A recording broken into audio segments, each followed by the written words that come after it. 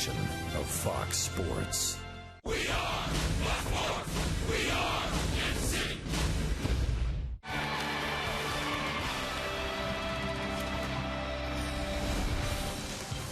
The Royals are hoping to change their fortunes at Kauffman Stadium tonight in Game 3 of this series with the Seattle Mariners. Hi, everybody. Steve Physioc with Jeff Montgomery. Starting pitching has been a concern the first two games of this series, as the Royal starters have allowed 13 runs in the first two innings of the last two starts, and our Kia pitching report is all about Bruce Chen stopping that. You're right, Steve. Very important for Bruce Chen to get back to his old ways. The last three starts have been very difficult for Bruce Chen, giving up 6 runs on each of those last 3 starts. If he's going to turn around tonight, he really needs to mix in all of his pitches. He needs to pitch effectively to both sides of the plate, and he needs to keep the ball down, keep it in the ballpark. Because Seattle's bats have woken up, and they have some incredible stars, particularly from the right side with Jesus Montero and Justin Smoke. Michael Saunders has also gone deep, as Seattle has 7 home runs in the first 2 games of this series.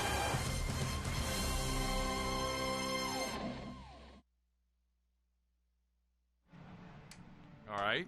Light.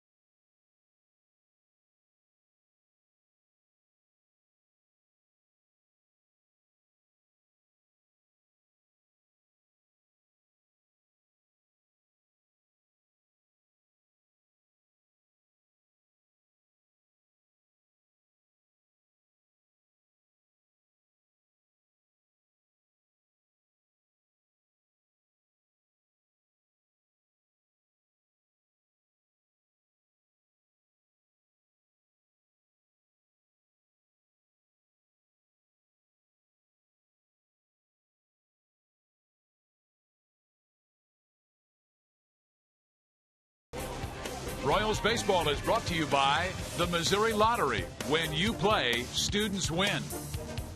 And by your Kansas City Chevy dealers, the official vehicle of the Kansas City Royals. When we come back, Joel Goldberg will talk with Ned Yost about pitching.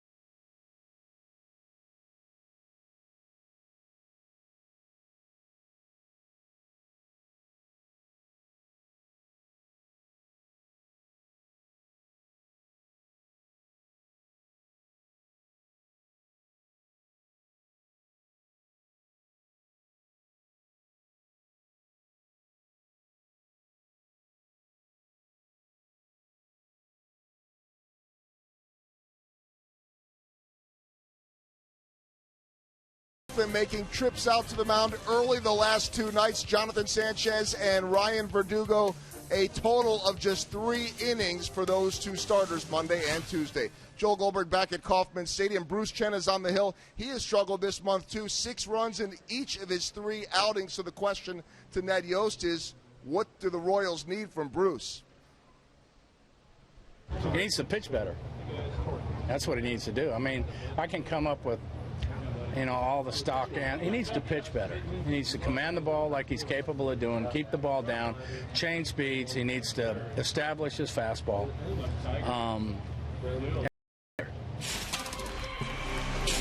Yost saying the Royals need to put an end to this. Got some veterans going over the next few days, including Bruce tonight. First pitch from Kauffman Stadium is coming up next.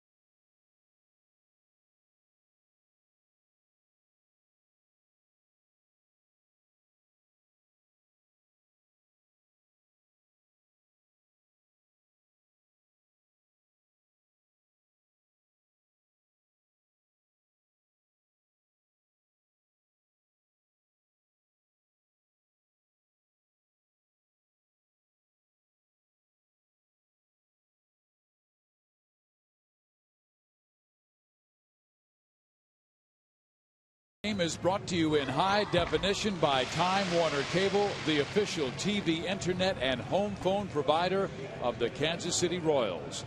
This is Game 3 of this series between Kansas City and Seattle, and the Mariners have come in hot, scoring 18 runs and 26 hits in the first 2 games. Ackley, Suzuki, Wells, Montero, Smoke, Seager, Olivo, Saunders, and Ryan are the Mariners' 9. They've won 3 of their last 4 games and really blasted Kansas City in the first 2 games of this series by scores of 9-4 and 9-6.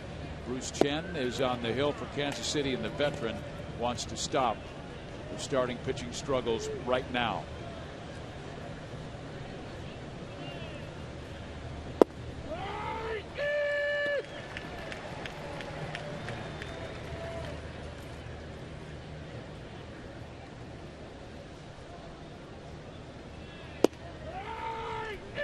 Looking for his 8th win of the year, has a high ERA at 5.5. Monty talked about the fact that he has allowed 6 runs in each of his last 3 games, and that covers just 13 2/3 innings. 7 home runs he's allowed in those 3 games, Monty. Stevie walked 3 batters in the first 2 innings of his last start against the White Sox. I thought that was an alarming number for him because he had not walked more than 2 batters all year long in a game. So command was an issue for him. Very important for him, like you mentioned, 7 home runs in those 3 starts. Got to keep the ball in the ballpark. His ratio of 2.18 walks per 9 inning is the 10th best in the American League. That's why it was so alarming. This is a command guy. A 2-2 count to Dustin Ackley. He's played very well in this series. 4 hits and 9 at bats, and prior to that was really cold, hitting like 150 coming into this series. Bruce 4-0 career against the Seattle Mariners. Asked if that was going to really factor in. He said, no, I got to go out and pitch my game. I have to deliver tonight. Swing and a miss, and Chen gets a strikeout. How about our Ford around the horn defense? Well, Lorenzo Cain pinch hit home run. He's in the lineup tonight as a starting center fielder. Normal guys at the corners with the Moustakas and Hosmer. Chris Getz gets the opportunity for second base, and Brian Pena behind the plate catching Bruce Chen. This is a comfortable situation for Bruce. He and Brian were really in a good rhythm for a stretch. The left-hander now deals to the great Ichiro, who's had the most success against Chen in his career, hitting .423 against the Royals lefty. Foul back. And he took a rip. Ichiro has 4 home runs this year. He's driven in 28. Batting average way down at .259, and he's usually well above .300. How about that? Chen made him look bad on a pitch that was way away from him, and Ichiro usually hits the outside pitch very well. He fooled Ichiro on the pitch. Pitch finished way off the plate, but Ichiro he usually doesn't chase this pitch that far out, but today Bruce Chen is a benefactor. We talk about Chen's last 3 outings, 6 runs in each of those games. His July starts has the highest ERA in baseball at 11.85. Not to say that he's in good company, but 2 Cy Young Award guys, Zach Greinke with a 9 and Tim Lincecum with a 7.98 ERA hit their July starts as well. Casper Wells has had big games the first 2, and he takes it outside there. Wells hit his home run in his first at bat in Monday's win. Chen barely misses outside with that fastball at 88 miles an hour. Take a look back here on the Fox pitch tracks here. And then he throws the breaking ball at 79, and Wells way out in front.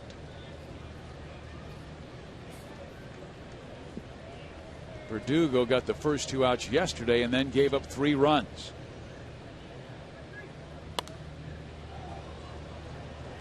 The time and temperature is brought to you by the parking spot and also by Buck O'Neill, who's still smiling despite the hot temperatures at 103. First pitch at 7:10. How about that? It is a warm evening in the Midwest. And that Buck O'Neill bobblehead giveaway will be this Saturday here at the K.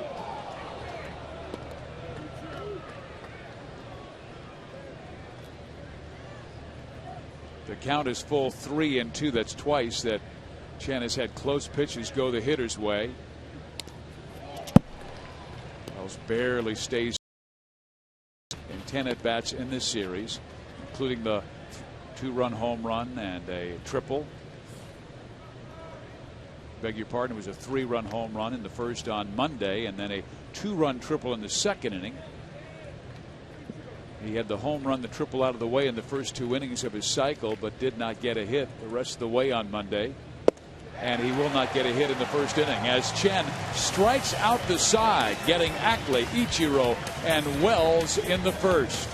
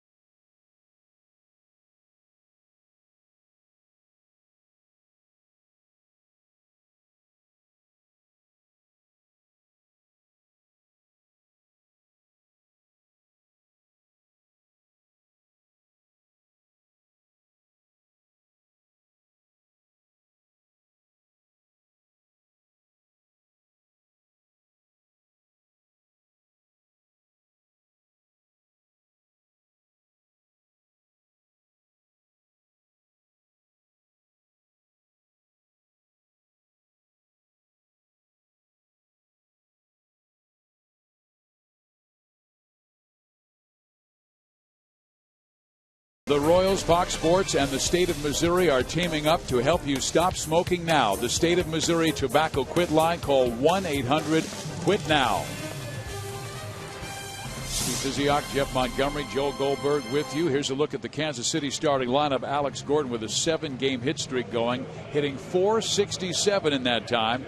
Then Escobar, who's moved to that 2 spot and done a solid job. Hosmer at 3, Butler, Kane, Moustakas, Francoeur, Pena, and Getz. And on the hill is a guy, Kevin Millwood, Monty, who's only 3-7, but he has pitched very, very well this year with a 3.7 ERA. He has thrown the ball well. He's a guy that's got a lot of experience. This is career start number 433 for him. So he's had a lot of experience. He's a good fastball pitcher. He'll be in the low 90s. Got a nice slider, changeup, and curveball.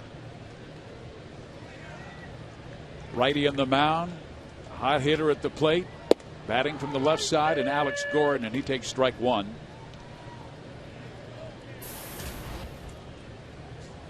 Alex was on base 4 times in Monday's win and twice more yesterday, including a triple. Foul.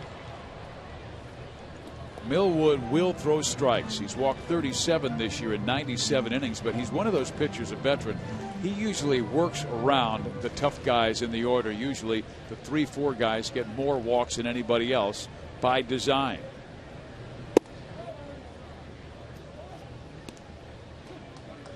Obviously a very smart pitcher with good stuff to be able to say he's a 16-year major league veteran as a starting pitcher.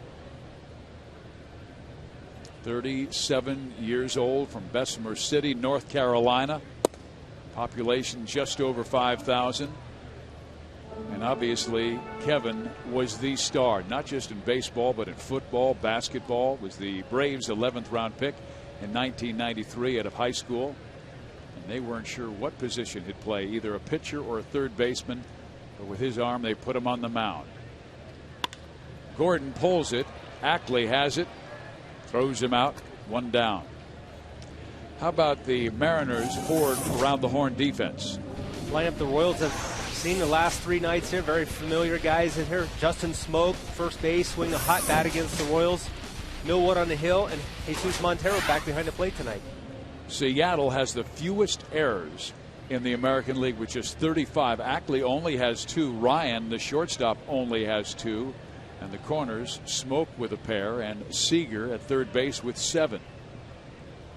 Here's Alcides Escobar. Little more than a month ago, Escobar was hitting at .288. He was getting 1, sometimes 2 hits a game. Sometimes he'd throw in an 0 for 4, and then he got hot, took off, hitting .358 his last 32 games to raise that batting average from .288 to .311. Ryan will throw him out here. Kevin Millwood, his best game this year was back on June 8th when he combined with 5 relievers to no-hit the Dodgers. He threw 6, and the lefties and the righties did the rest of the damage, and they had a combined no-hitter. He had to exit the game because of a strained right groin. Right, I was going to say he had a little groin problem, and when he came out of the game, he was told he had a no-hitter. He didn't even realize it.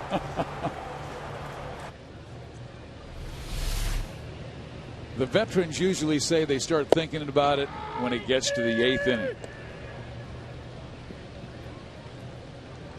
He has thrown a complete no-hitter when he was pitching for the Philadelphia Phillies. And that was some kind of special game he had on 2003 April 27th when he beat San Francisco 1-0. So he was on pins and needles. It's not like it's an 8-0 game.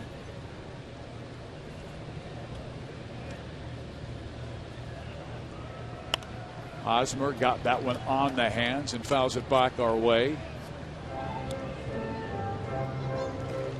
I remember when he celebrated the honor of his first no-hitter. His favorite musician, Toby Keith, autographed a guitar for him and sent it to him. Also has photographs and paintings of that historic game that came almost 10 years ago. Again fouled off.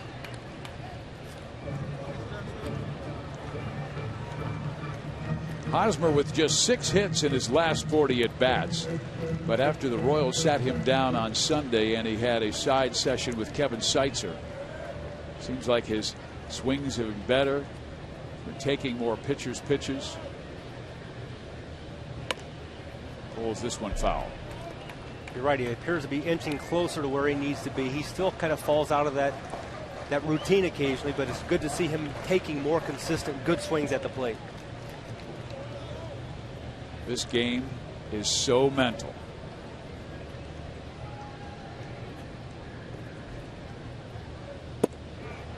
And then Millwood throws that fastball up and away, and that was a pitch that Eric wished he did not swing at.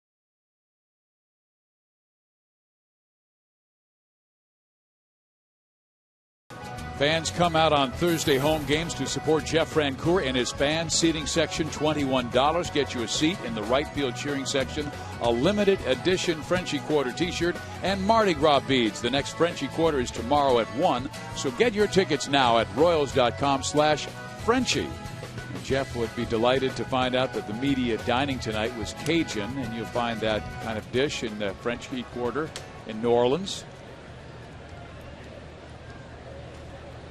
Here we go with Jesus Montero. Chen struck out the side in the first inning, and Bruce not necessarily a strikeout pitcher. He did come in with 77 in 103 innings, so 80. He does not get his strikeouts with power. He has to get it with command and guile. He really mixes all of his pitches in. When he does that, it makes his fastball look, instead of 88, it looks like it's 98. So occasionally he can throw the ball by a batter when they're looking for something off speed. He'll top out 88 miles an hour.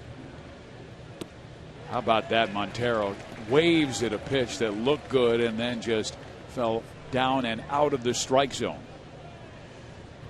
And you'll see a lot of young hitters look foolish against a guy like Bruce Chen. Almost teases them. Swing at a pitch that looks good and is not. That might be his best fastball there at 89. Well, Jesus Montero came into the series not swinging the bat really well. We have seen glimpses of why he was such a highly touted player when he was with the Yankees, and going to be a really good player for the Seattle Mariners. 5 hits in 8 at-bats in this series, including 2 doubles, and both of the doubles were crushed. One to straightaway center field. Blasted against the wall near the 410 marker in center. Acquired from the Yankees, he was the #1 catching prospect in all of baseball. Ground ball third. Moustakas has it. His throw in time. 1 out. And I should preface that Jeff, up by saying that he was the #1 catching prospect because Salvi Perez was already up in the big leagues. He was not looked as a prospect. Perez was actually ranked ahead of Montero, and both of them are the same age, 22. Both really good young catchers.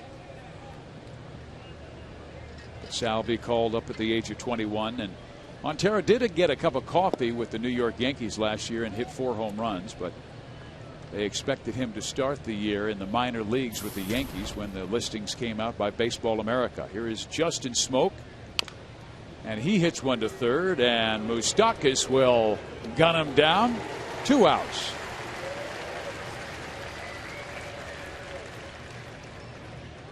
But what we've seen are guys swinging out of the strike zone or right-handers trying to pull the ball. And Bruce Chen really has them off balance, and that's a good sign because oftentimes it takes Bruce Chen a little bit of time to get things going in his game. Usually the second and third times through, he has a little more of a benefit against the hitters, but tonight he's doing it early. Monty, I've got to ask you, what was your hot watch guess? I went with Alex Gordon, going to be hitting at 290 or above by the time the game is over. Chen now facing Kyle Seager. I went with Chen shuts out the Mariners in the first 2 innings after we saw starting pitching give up 13 runs in the first 2 innings. You're very close to being a winner.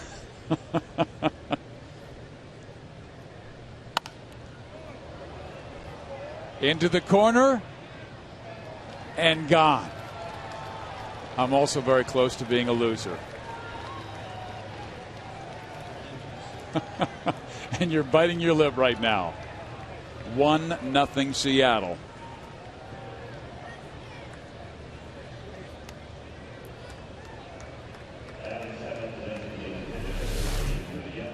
Kyle Seager here is going to get a pitch out over the plate, gets extended. Little hook shot down the right field line, just fair, inside the fair pole. For Kyle Seager, that is his 11th home run this year. He leads the team in RBIs with 57.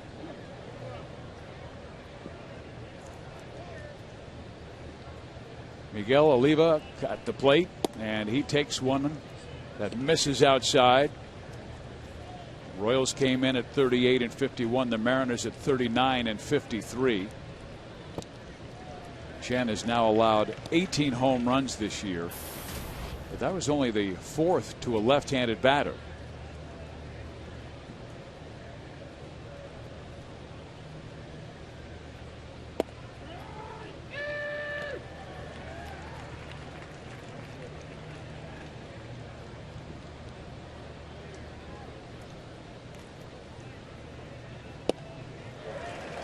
Miguel is gone.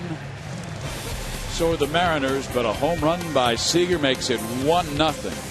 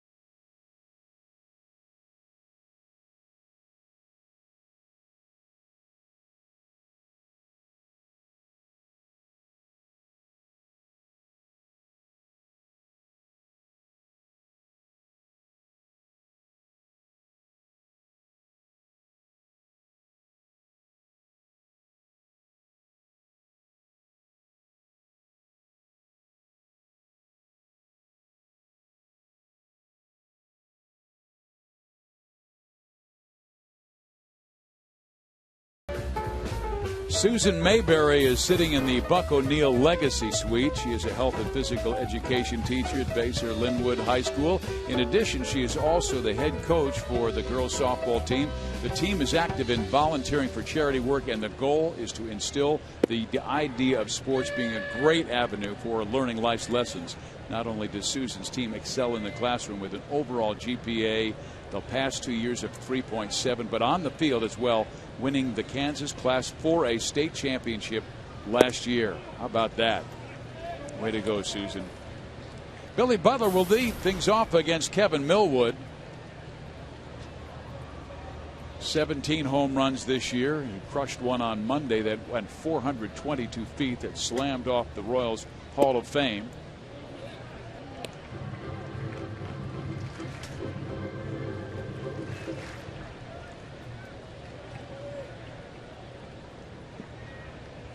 Millwood's last game, he lost to Texas 3-2, a powerful offense, giving up just 3 runs in 6 2/3 innings. And that is a base hit up the middle for Billy.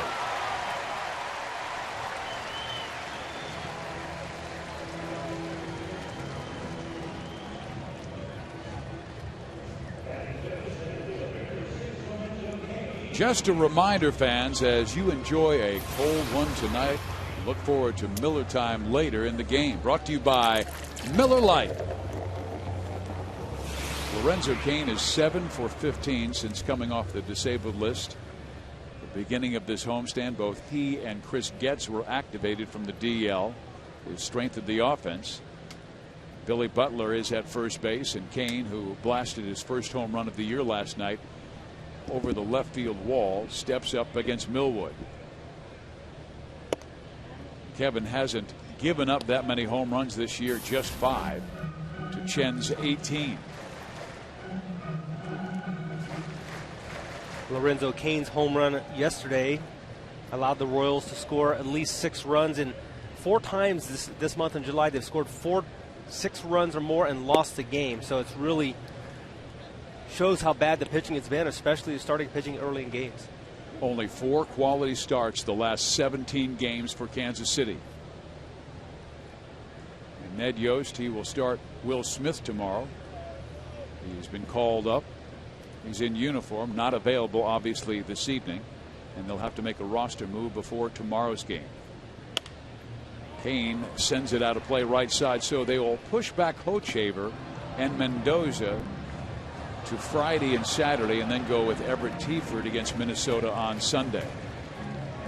Everybody just gets pushed back one, and Hoch getting a day off, so he'll be able to stay out of that hot afternoon sun tomorrow, when the temperature will be well over 100 degrees. And tomorrow is actually Will Smith's day to start on his normal turn.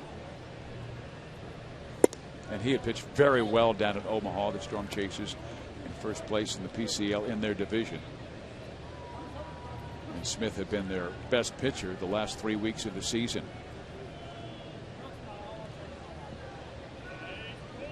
Cain with a 2-2 count.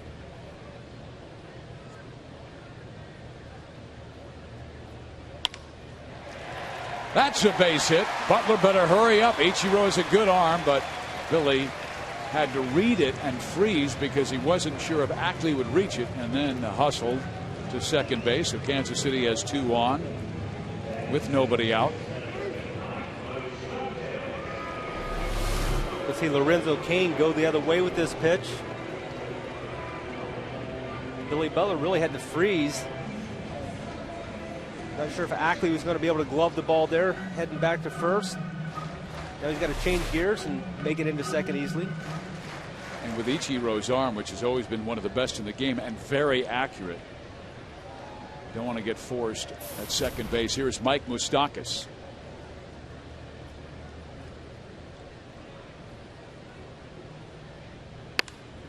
There's a base hit to right center. Butler turns third. He will come home and tie the game. Cain will be held at third base. It's a double for Moose. Ball gets away, but Cain does not advance.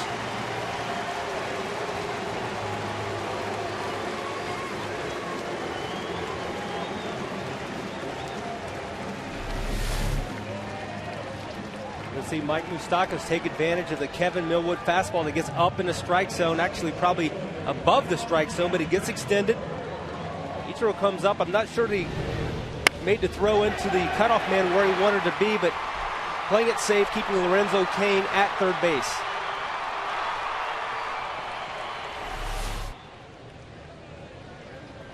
In this situation, Monty, how does Kevin Millwood want to pitch Jeff Francoeur, and what should Jeff's approach be at facing Kevin? Well, I think patience is going to be the key here for Jeff Francoeur. We've not seen him be a real patient hitter, but with the base open, Kevin Millwood's a smart guy. He's not going to give him anything he can really put the barrel on. Royals have been swinging early against Millwood in this second inning. Time called, and Jesus Montero wants to go out and visit with Kevin, who does not look like he has great joy in seeing him. Millwood kind of slumped his shoulders, like had a look on his face like, why are you coming out here? I've been here about 16 years longer than you. I think it had something to do with the signs with the man at second base, because it was very quickly. Kevin whispered to him, and back went Montero. Up and in. 1-0.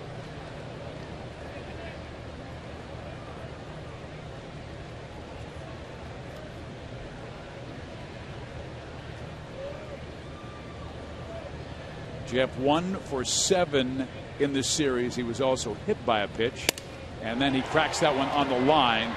He'll get one out, and the runner's unable to advance.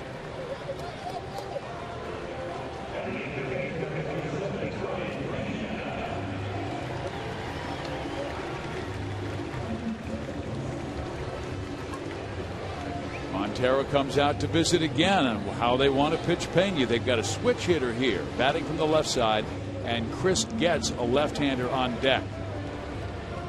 Also coming in is the shortstop, Brendan Ryan.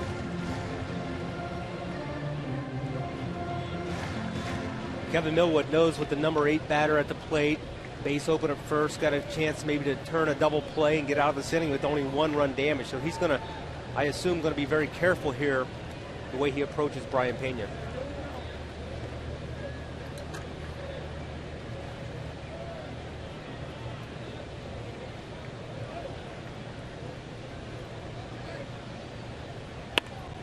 And you got it on his hands and fouled it out of play. Strike 1. Millwood has 74 strikeouts this year in 98 innings. Pitching in this situation, man, on third, less than 2 outs. You're thinking a jam shot. You got to get inside on the batter, which he did with Jeff Francoeur. Came back exactly the same way against Brian Pena. Pulls that to second. This will score the run to give Kansas City the lead as Cain checks in. Pena's out, so he does his job, and Millwood grabs the baseball and stares at it as if to say, I wanted you to come back to me, so we hold the run.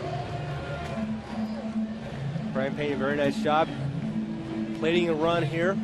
Big runner in the second inning. So Kansas City has their first lead since Saturday night. They were down so quickly in the first 2 games of this series, 7-0 after 2.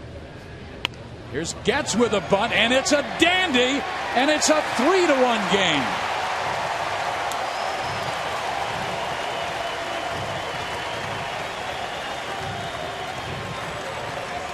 Caught everybody by surprise. It's a really nice idea from Chris Getz, but the execution was what was key. He knew there was a little opening on that right side. If he can get it past the pitcher, he's got a great chance for an RBI bunt single.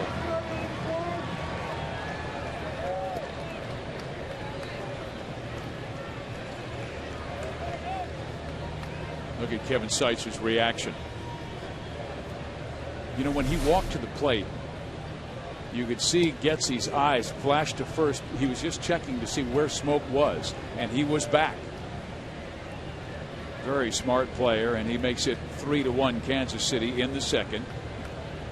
It's very good because Millwood, he's one of those pitchers, if you don't get him early, once he settles in, look out. And here's Gordon with a base hit. And once again, he breaks a bat, Jeff. He must have more broken bats than any player in the game. Reminds me a lot of Johnny Damon. Johnny used to break a lot of bats, but he would get hit, so that's a key. They always say they die a hero. Exactly. Say Alex would load up with about 200 bats to start the season if he knew they would all end up with base hits like this. He goes through about 200 at bats, and here comes Carl Willis after the base hit. He went 1-2-3 with the Royals in the first inning, but Kansas City with 5 hits in the second has scored 3 runs, and they have him on the corners with Alcides Escobar up. So Carl Willis has finished his visit with Kevin Millwood. He'll dust his hand off with the rosin bag and go back to work. The Royals have been swinging early, knowing that Millwood has been around the plate.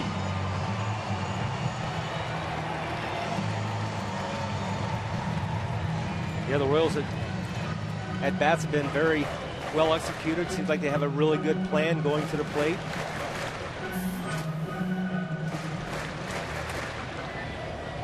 And there's a good reason why. 10 batters face, he's thrown a strike to 8 of them. And you wonder how aggressive Kansas City might be against Montero. He has been their #1 catcher, but is not like Salvi Perez at throwing out would-be base stealers. They say he is a catcher who is ahead of his game offensively, a little behind defensively. 1-1.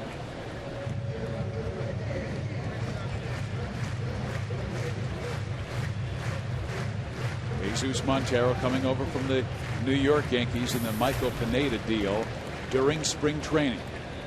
Only 16% would be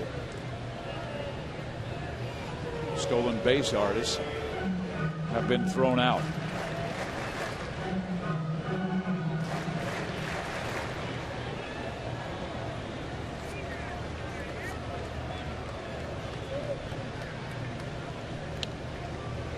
And I think Seattle's thinking the same thing, that they might be aggressive with Gordon, particularly with Getz at third base. The ball is in the dirt. Gordon gets in a run down. Chris could score a run here with 2 outs.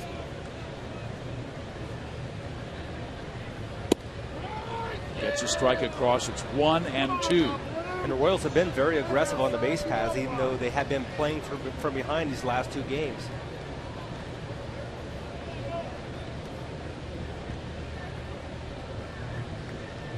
Gordon with 3 steals this year. He's been caught 3 times. Alex goes. The pitch is swung on and missed. Escobar strikes out, but big hits by Moustakas. And catching everybody by surprise, Chris Getz with a bunt single with 2 outs. Makes it 3-1 KC.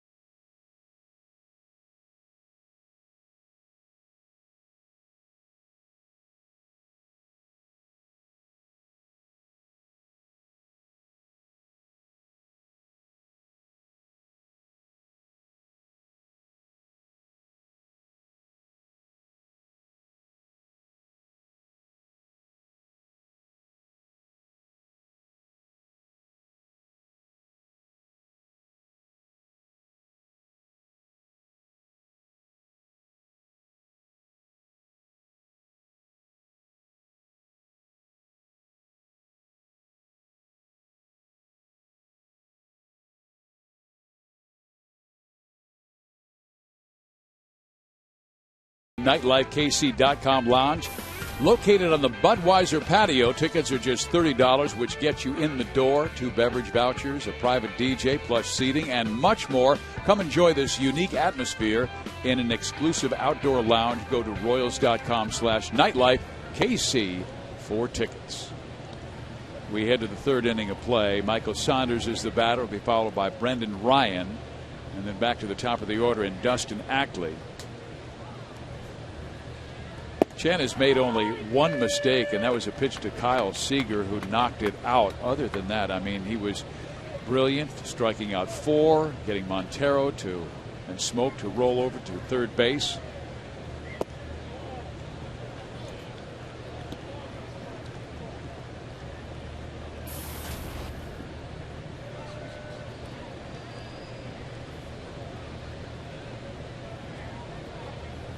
Saunders swings and misses, and the count moves to 2-2. And Bruce has had considerable success against Seattle in his career.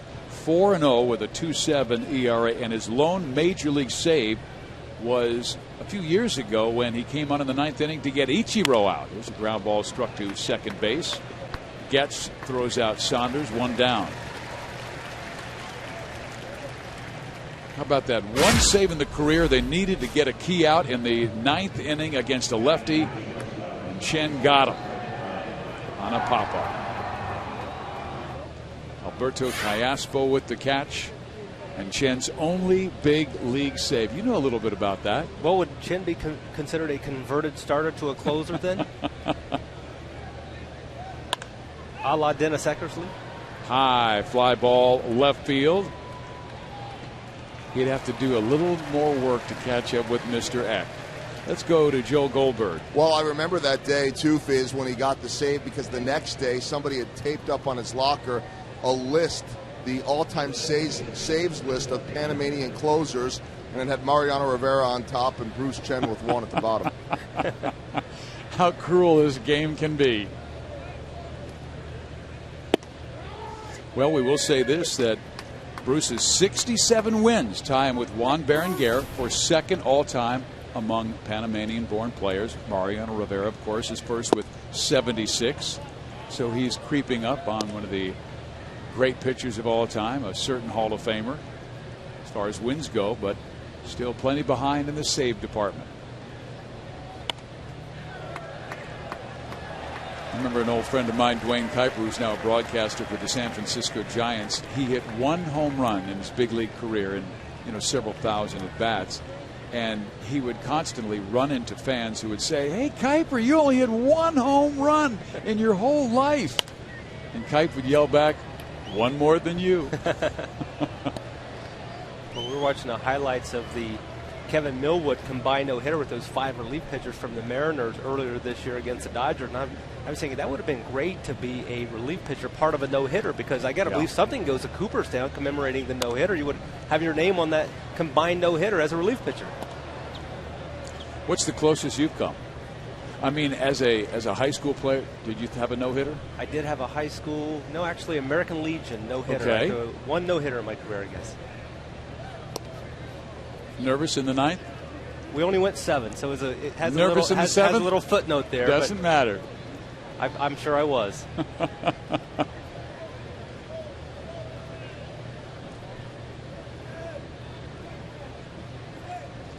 The 2-2 is pulled foul by Ackley. Ackley struck out looking his first time up. Ichiro then struck out swinging at one way away from him, and Wells went after a slow pitch that Chen fed him.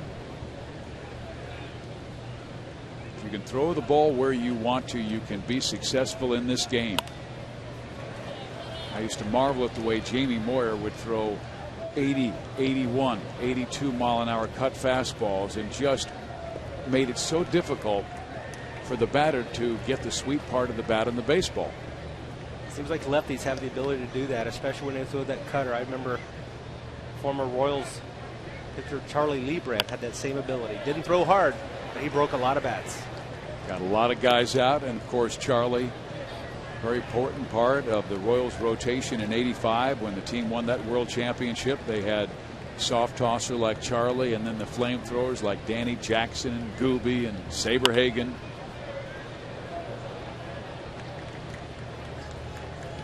I would think that having a Jamie Moyer or Charlie Lee Brandt, someone who is mixed in between two flamethrowers, would be an advantage to all those guys, because it's going to change the look from night to night. This is the 11th pitch in this at bat between Bruce Chen and Dustin Ackley.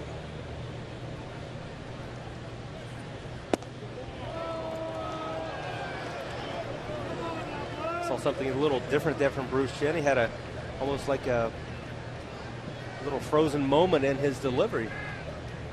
Trying to get him out low and away. They're going to attack that spot again, and a swing and a foul off again. They'll need 13 pitches.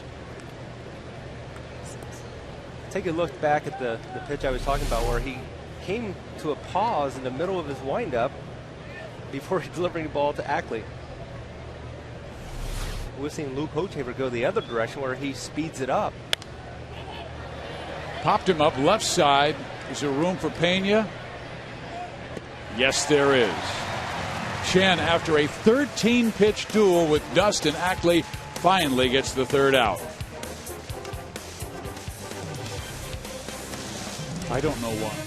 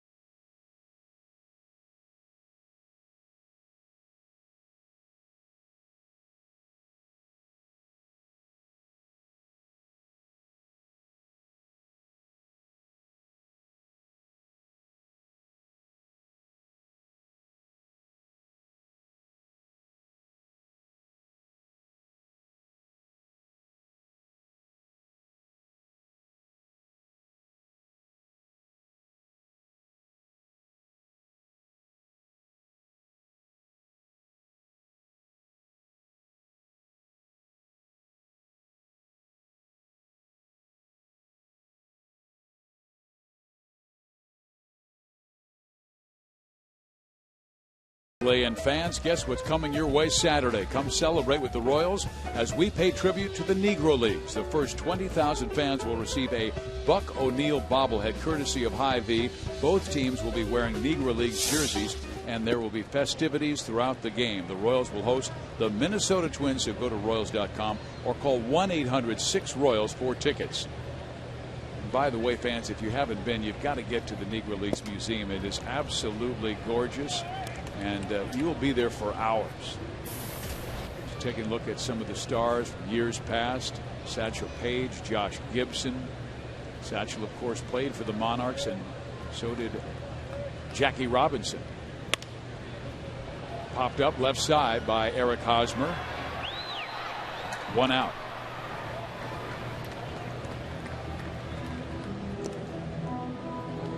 Get downloads up to 50 megabits per second with Time Warner Cable Ultimate Internet. Chen is tapped out at 88, Millwood at 92. He had that rough second inning when the Royals had 5 hits, scored 3 runs. And the guy who started it is at the plate, Billy Butler, singled up the middle. And he cracks that one to left field. So Billy is 2 for 2. For Butler, that is his 33rd multi-hit game this year. Billy Butler very comfortable tonight against Kevin Millwood.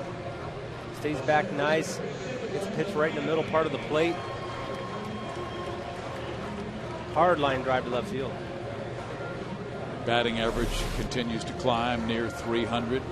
Royals all-star.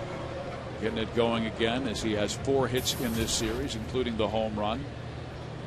Kane lined a single to right field his first time up, just past Dustin Ackley, the second baseman who leaped to try and spear it and would have doubled Butler off first base.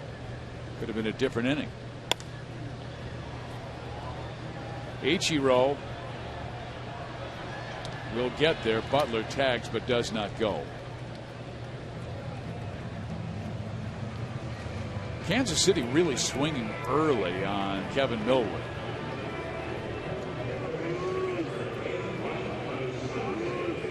I know Kevin, he preaches patience a lot, but tonight their game plan obviously is to go up there and try to do the damage early in the at-bat.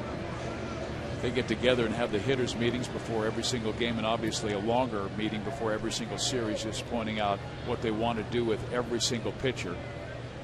And with Millwood, maybe they looked at what he did early, his last few games, and he was so aggressive trying to get strike one across. The Royals have been swinging at that first pitch. Ball gets away. Butler moves to second.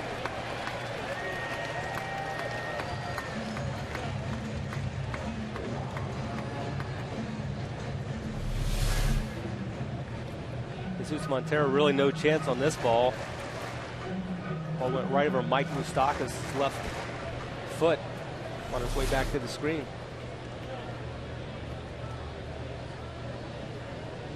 Moose doubled his first time up. He is 1 RBI shy of 50. Having a terrific start to this year after he was called up as a rookie last year and hit .263.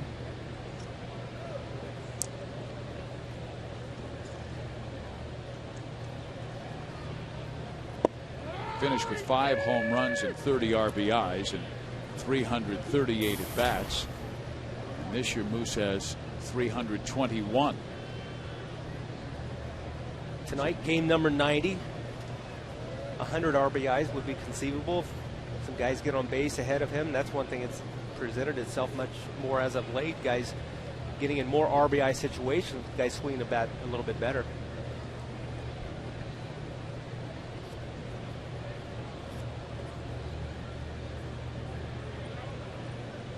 Millwood had some body language like he is a little upset with Montero and his calling of this game, and that could throw a pitcher off. Well, his inability to get on the same page with the signs, I think that's really what's frustrating Millwood as well. That's something that the pitcher and catcher talk before the game start. Hey, with a runner on second, we're going to go with the second pitch I put down, or we're going to go with the first sign after 2. We're going to do something and get it, but apparently they're not on the same page. And you could see he's a little angry now. He steps off. This is not good. Not good for Seattle. Could be good for Kansas City. Ooh, and another time called by Montero. You know, I'm going to go back to the story Kurt Suzuki told me, and he said when Jason Kendall was with the Oakland A's, he was fantastic. He goes, I watched every single movement that he made with the pitchers, and the pitchers loved throwing to Jason Kendall, and they had a lot of success. But when Kendall left, I became the catcher, and I've been watching him, and I was calling it the same way I thought Jason, and they were shaking me off. They just didn't trust me yet. And he said it took a full year to gain their trust. There's Jason Kendall sitting up in Dayton Moore's box, I believe. Pitchers loved throwing to him. The 1-2. And he has been very helpful with Salvi Perez, with Brian Pena, when Alberto Quintero was here.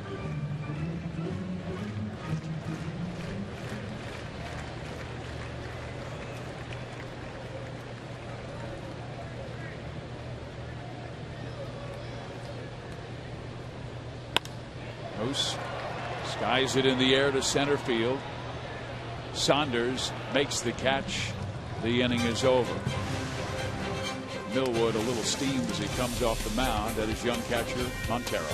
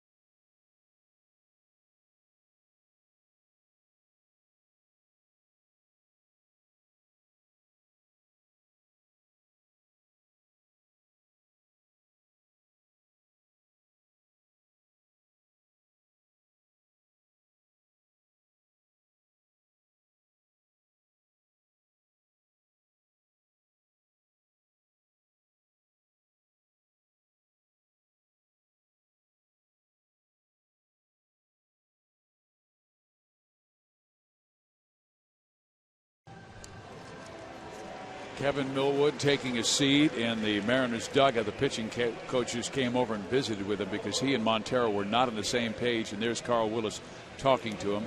Let's go to our sprint, you call it. What is more difficult to play in? Text 432-432 and enter the keyword Royals. Extreme heat or extreme cold? Jeff Montgomery, you played in both. Your thoughts? Well, the first pitch temperature here was 103 degrees, but I can promise you I would much rather pitch in 103 than 43. All right.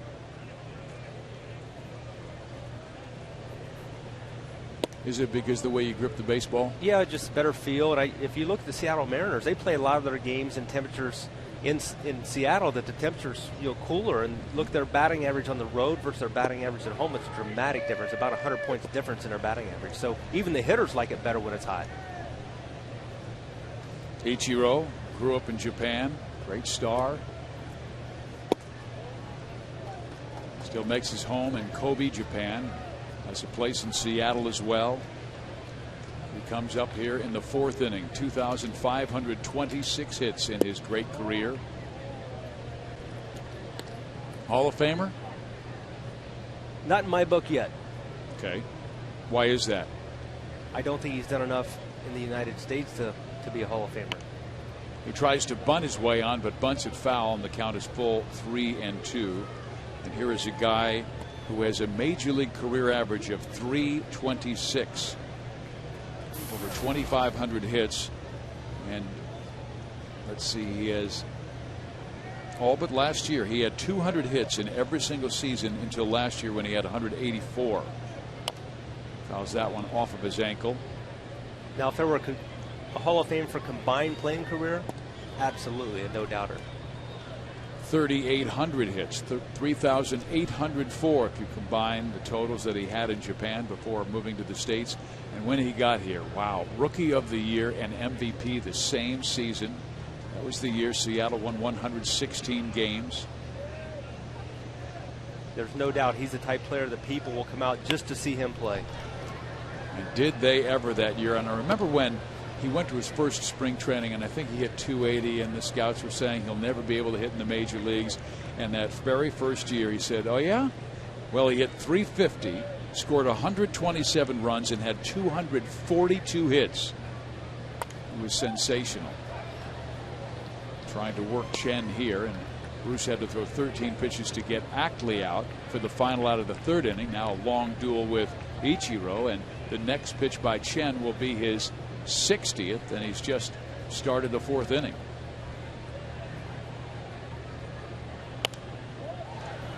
Wow. He's so good at that. One thing I remember about him his first year was he came with all the accolades and everything he'd done in Japan, but when we saw some of the throws he made from the outfield, I remember one particular throw, he threw a runner out at third base, and it was a bullet. He threw absolutely from the warning track, threw a seed to third base on the money. Escobar has it go past him into left field, and that is a play he had to make like that because of Ichiro's speed, and I'm not sure if he would have been able to throw out Suzuki, even if he gets that ball. Suzuki has lost a few steps over the last couple of years, but you're right, it was going to take a sensational play from Escobar to have a chance to throw him out at first base, because he seems like he's about a third of the way down when the ball hits his bat.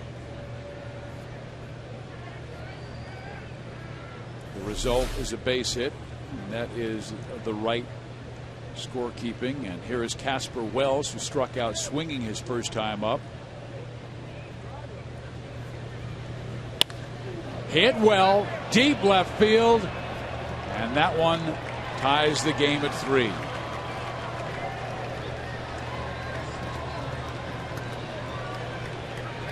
The 7th home run hit in this series by the Seattle Mariners.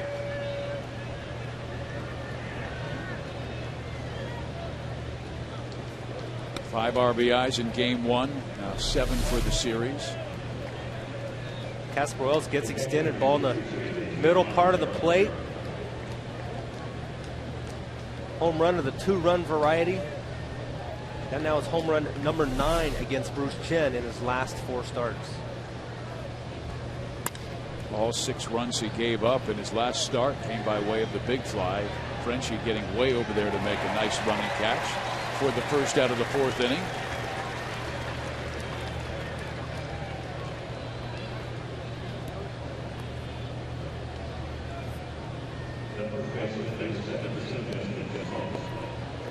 Adam Dunn took him deep with a 2-run blast in the first inning. Alex Rios hit a solo shot later in the frame of his last start. Diane Viciedo, the last pitch he threw was to Diane Viciedo, and it was knocked out. 3-run home run for a 6-5 lead. So the long ball has hurt him. He's only allowed 3 hits in the game, but 2 are home runs.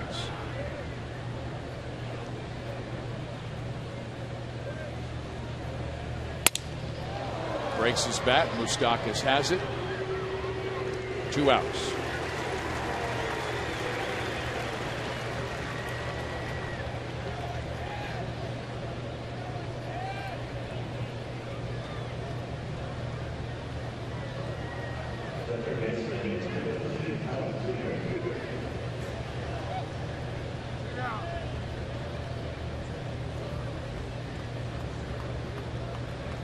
Bruce must face the lefty that took him deep back in inning number 2 with 2 out. Seager swung early in the count and ripped one down the line, just barely made it by that foul pole for a home run.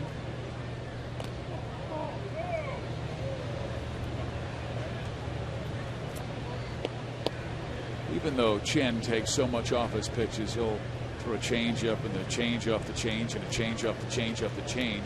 Dave Island, his pitching coach, still feels his main pitch has to be the fastball, and he must come inside with the fastball. True for most pitchers. If you can't establish fastball, you're not going to get by very frequently. Dave Island knows that that's important for Bruce Chen. Bruce Chen, if you throw all the varieties of fastballs and his arm angles and all the pitches he throws, he probably has double-digit pitches he has the ability to throw. But again, it all goes back to command of the fastball.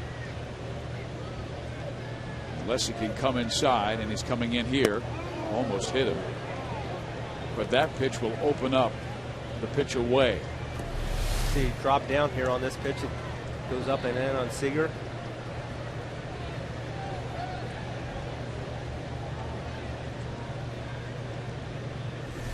Not sure if that was intentional or not, but it will certainly serve the purpose. Well, they're going away, and Seager does not bite. 2-1.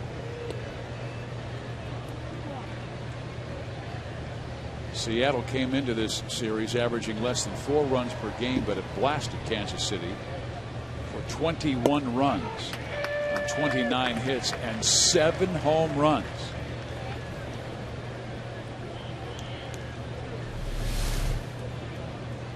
Nice pitch by Bruce Chen. Really throws the ball by Seager, but that pitch, breaking ball off the plate, sets that up. Lorenzo Cain comes on, makes a nice running catch. The inning is over, but Wells ties it. The Ghostbuster coming through for the M's.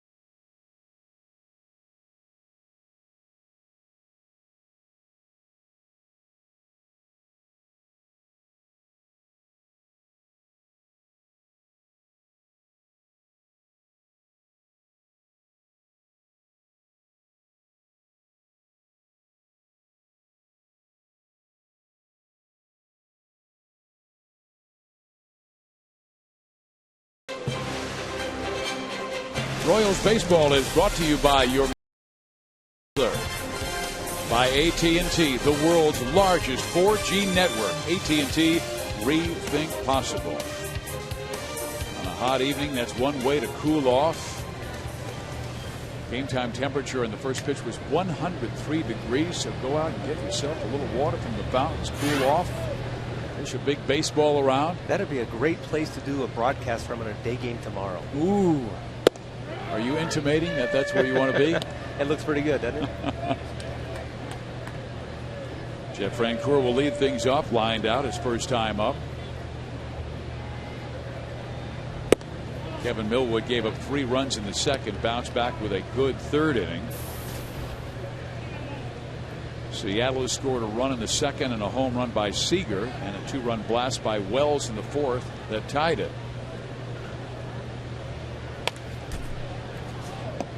Ball and 2 strikes to Frenchie.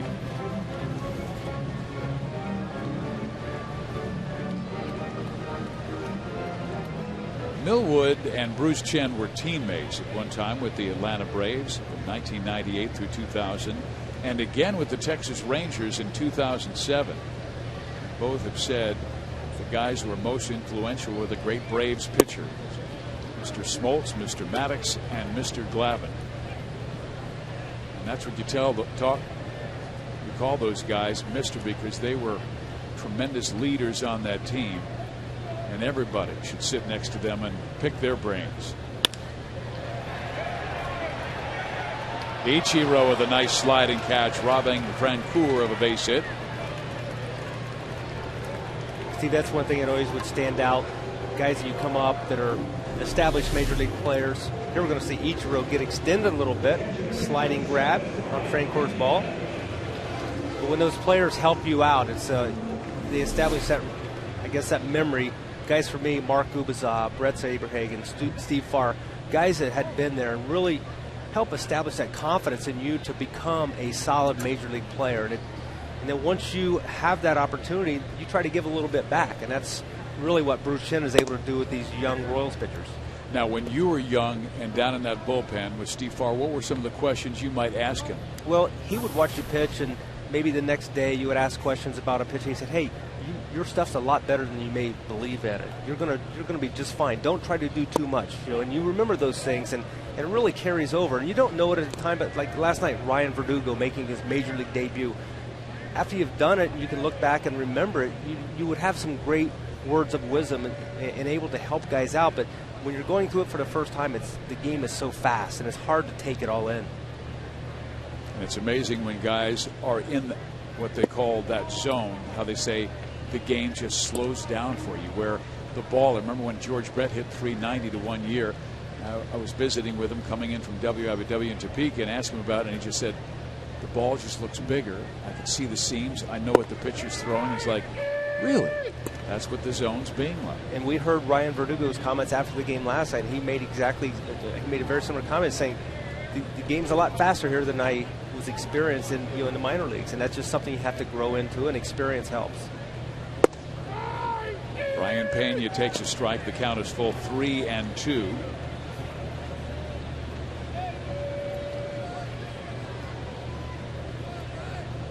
Pena knocked in a run and a ground out.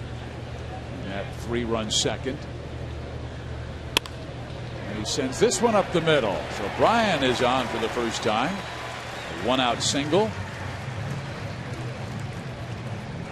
Fans, the 4th installment of T-Shirt Tuesday is on July 31st against the Cleveland Indians. The first 10,000 fans will receive a Royals Skyline T-shirt presented by Sprint.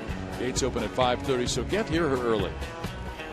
Go to Royals.com/T-Shirt Tuesday or call 1-800-6-ROYALS for tickets.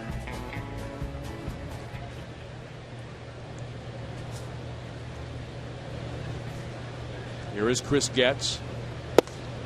Millwood delivers a strike. And I remember when Kevin Millwood was with the Atlanta Braves talking to Leo Mazzoni, his pitching coach, and he said he's the perfect student, not only for me, but he was the guy who would sit next to Maddox and Glavine and Smoltz and pick their brains, ask the questions when he wasn't starting. Getsy with a drive. That ball will find Green. Pena stopped momentarily at second base, so he must be held at third.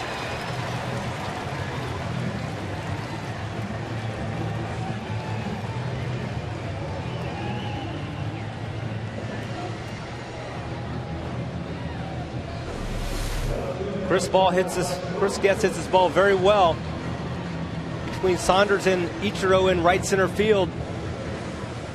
Unfortunately, Brian Pena was not able to tell for sure if that ball was going to find the outfield dirt. See there, he has to hold up at second base. The ball finds the turf, and he's able to go on to third base. Chris gets into second with the double. Now the infield is back. Pena does not run that well. Gordon the batter, but they're going to give up a run if he hits that ball to the right side. See how Millwood pitches him, and there's a little flare to left, and that's a base hit, and gets read it perfectly. Pena scores, so does Kritz, and Gordon has a double.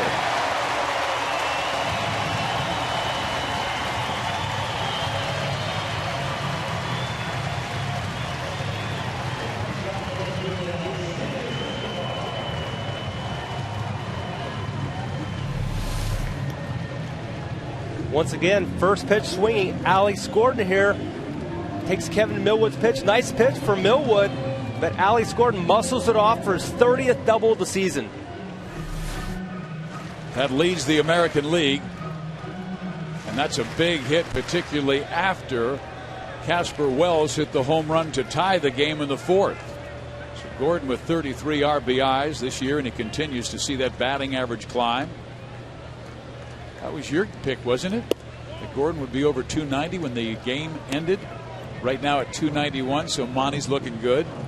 I don't know who else picked that, but I believe Joel picked it as well. We did some math. We figured out if he went 2 for 4, he's at 28960.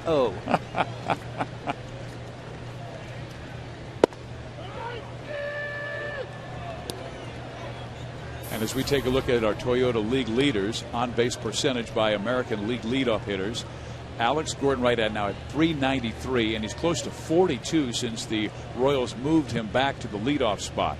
Mike Trout, the kid for the Angels, at 41. Escobar to right field. Gordon is going to tag Ichiro with the catch, and there goes Alex, and he will make it to third without a throw. You know, there was a time, Jeff, I don't think Alex would have gone on Ichiro. Well, Ichiro still has a fabulous arm, but nothing like he had when he first arrived here in the States. He had absolutely a cannon. But Alex Gordon is not going to take that for granted. Ichiro coming up, throwing. Alex going really hard in the third base.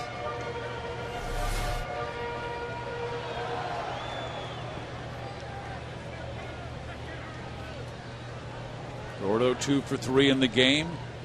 At third base, now a ball in the dirt. Good score. The Royals' 6th run as they have pushed the lead to 5-3, and Hosmer the batter with 40 RBIs.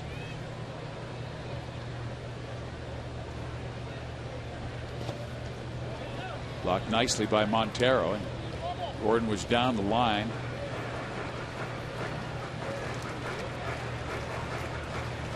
Hosmer 0 for 2, struck out in the first. Popped up to short in the third.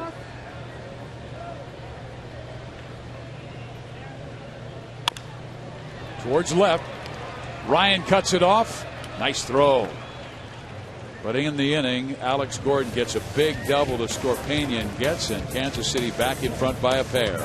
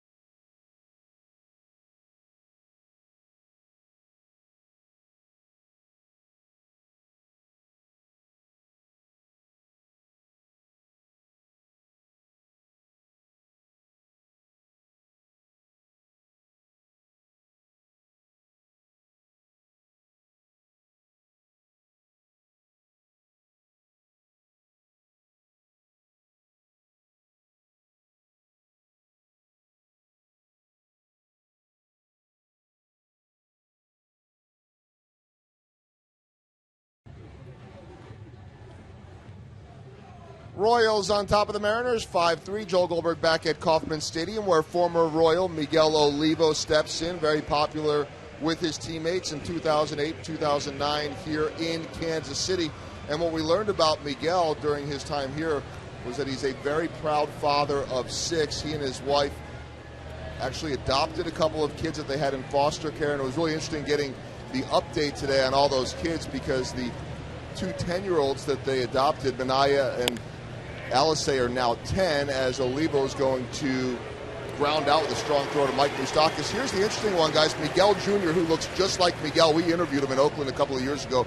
Now 12, and he's playing on a Little League team that's trying to qualify for the Little League World Series in California. Sergio's 14, Erica's 21, and Alex's other daughter is 24. But Erica just had a baby, Malia, so that makes Miguel Olivo a grandfather, and he was very excited to tell us about that. A grandfather at 34. How about that? With 6 kids, you better invest your money, because you want to send them to good schools. Michael Saunders is the batter. Grounded out to second base his first time up, as Chen tries to bounce back after he was knocked around in the 4th for a couple of runs and a long home run by Casper Wells. A left-hander's taking him deep, and a right-hander's taking him deep.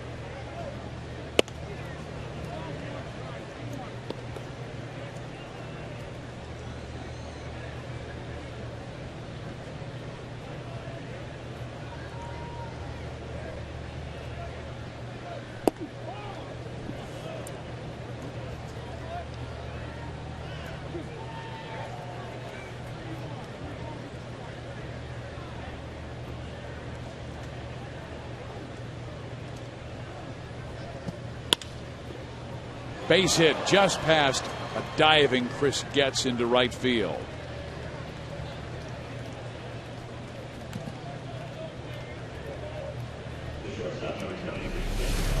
Chris Getz with a great effort here on this line drive from Michael Saunders. Pitch number 76 from Bruce Chen, delivered into right field, just past the glove of Chris Getz for a base hit. And I believe they're going to watch Bruce Chen very closely once he gets into the 6th and 7th inning, because in the last 2 games he was left in for one batter too late, and that batter hit a home run. It was like 110, 113 pitches. If we go back a few starts ago in the start against the Minnesota Twins, he had, I believe, a 5 or 6 run lead going into that 6th inning, but things got away from him in a hurry. Base hit to right field by Brendan Ryan, so 2 on with just 1 out.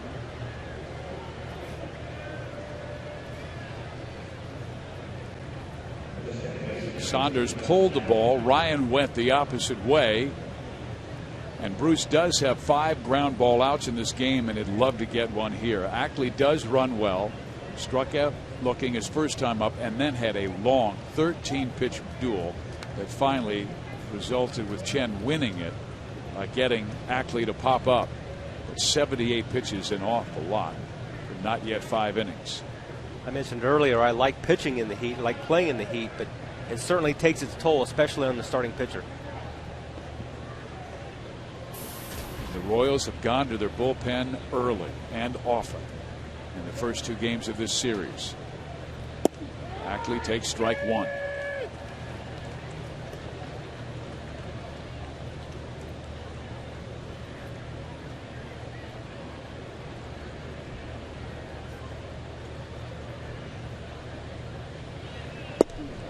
And 2.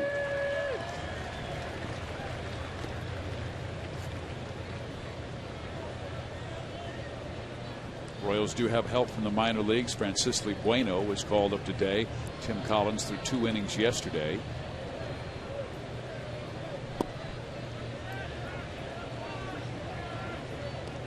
Even though Bruce Chen has given up a couple of hits in this inning, it's good to see him keeping the ball down, because when he gets into trouble, that's one of his issues. He starts getting the ball up in the middle part of the strike zone.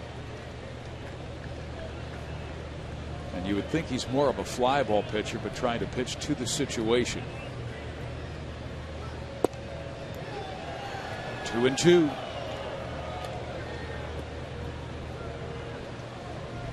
There have been times we've seen him drop down sidearm and go with that fastball or the slider to get a left-handed batter out. See the pitch tracks, how he's worked him away. Usually when he goes up, it's with intent, and he wants to get the batter to really kind of chase something. In there, strike 3 called.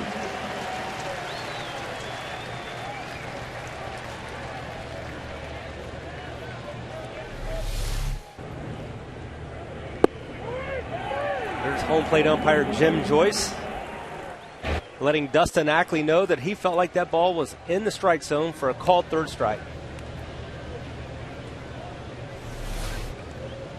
Now a tough out in Ichiro Suzuki, who struck out swinging his first time up and then singled to left field. His last at bat, took a shot at left field. This guy's so difficult to defend. The Royals in the outfield played him dramatically to spray the ball to left field. You can see all the room in center and right center.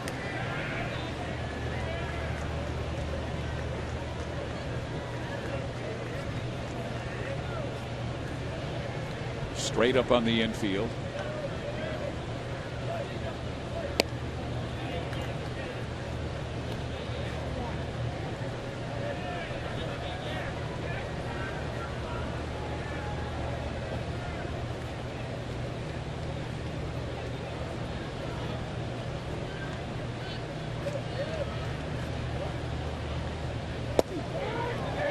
They called that a strike.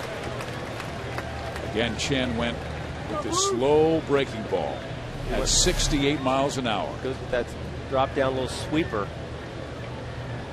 A lot of guys have called that the Laredo slider. Chen might think, well, he's going to call that a strike. I'll go back there. A little further away. That was his top fastball. Yeah, that's 68 to 90. That pitch is at 90 miles an hour. I think that's his fastest radar gun reading of the night. Is that setting up the breaking ball? He sure has him set up for it.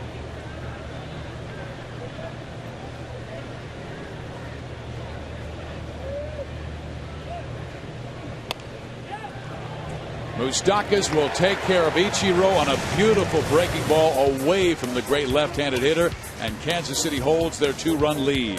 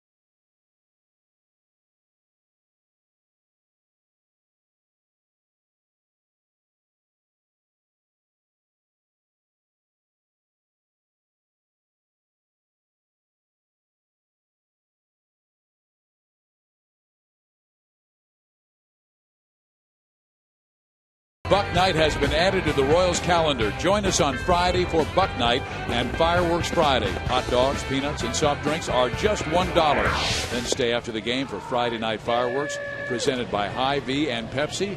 Go to Royals.com or call 1-800-6-ROYALS for tickets for the Royals and the Minnesota Twins. Billy Butler will lead things off for Kansas City in the 5th. He is 2 for 2, both singles.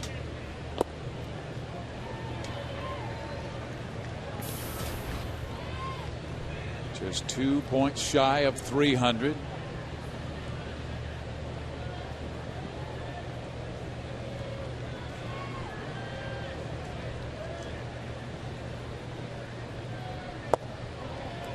Two balls and one strike, and when that last inning ended for Kevin Millwood, he went into the dugout and he was steamed. Kansas City scored a couple of runs in the 4th inning to reclaim the lead, and not one of them was really blasted. I mean, Chris Getz hit that double. I mentioned earlier, this is start number 433 for Kevin Millwood, but he still has his heart in this game. Pena bounced one over his head for a single. Getz doubled perfectly in the gap on a high fly ball that Ichiro and Saunders could not reach. Here is a walk to Billy Butler to open the 5th inning, and that is his first base on balls tonight. And then Alex Gordon just kind of waters the garden, flaring one over the third baseman's head into left field, and Millwood's. He also wasn't on the same page with Jesus Montero, his catcher, so there's probably a lot going into his anger. Quite a bit of frustration there. You make some quality pitches and you don't get outs, and unfortunately that's the way the game works at times. Here is Lorenzo Cain, who's 1 for 2.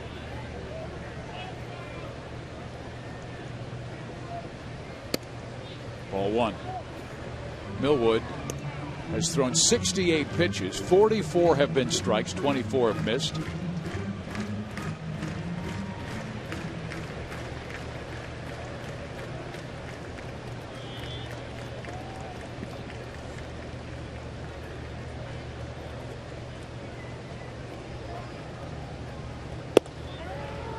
Strike.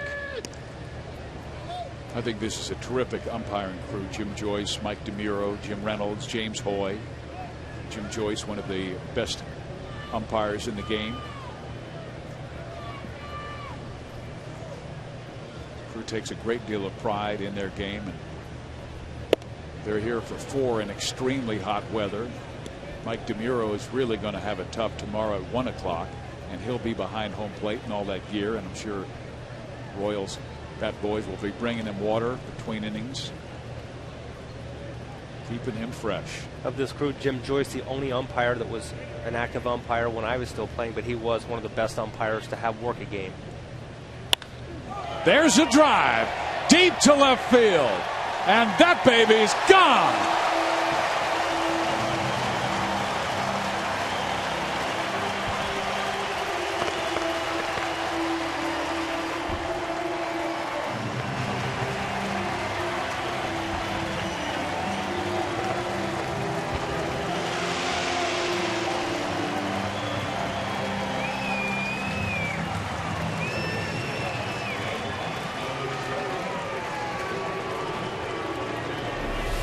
Last night, Lorenzo Cain got on the board with his first home run as a Kansas City Royal. A 2-run shot, and tonight, a 2-run shot on a 1-2 pitch for Lorenzo Cain. That's a great example of staying inside the baseball. It almost looked like his elbow is touching his ribs. Going to come inside, doesn't get it quite in. Still catches a little bit of the plate. Lorenzo kind of stands up and watches it. Home run.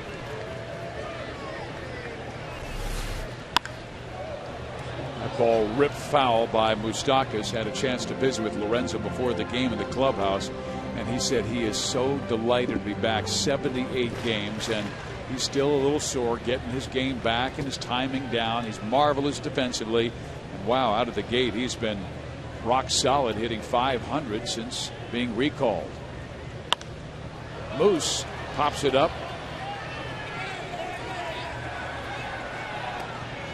Smoke will make the catch.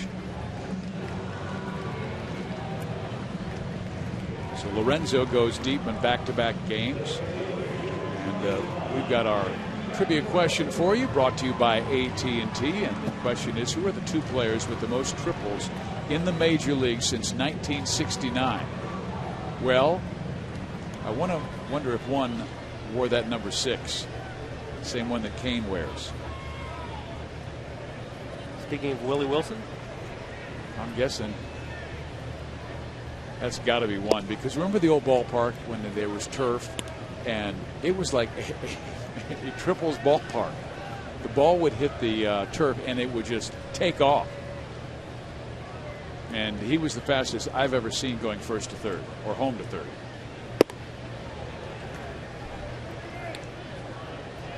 he was very fast. Had a chance to play with another teammate who was very fast as well, and Bo Jackson. I would put both those in that category as burners. Art Stewart, longtime scout of the Royals, said there were some reporters here today interviewing a lot of Kansas City athletes because they're doing a documentary on Bo Jackson, and he was talking about the scout who scouted Bo as early as his sophomore year in high school from Kansas City and knew the family quite well. It's really an interesting story. And of course, Jackson, arguably one of the greatest athletes of all time. You could throw him in out there, his name with Jim Thorpe. Yeah. Well, the difference when Willie Wilson would run home to third or first to third, and when Bo Jackson, Willie Wilson ran like a deer and Bo Jackson ran like a herd of buffalo. Francoeur to right field. Ichiro makes the catch for the second out. Walk in this inning to Billy Butler. A home run by Kane has made it 7-3 Kansas City.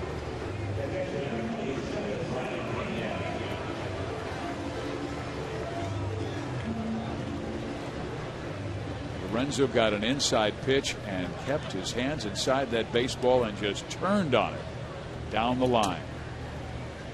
So Kansas City with their first big fly in this game after scoring 3 in the second, 2 in the fourth, and 2 in the fifth. The batter is Brian Pena. He's had 2 productive at bats, a ground out that drove in a run and a single that would score, and Gordon's double. To center field. Saunders has it measured. That will do it for Kansas City, but here in the fifth, Kane is able, and he hits it out. Kansas City in front by 4.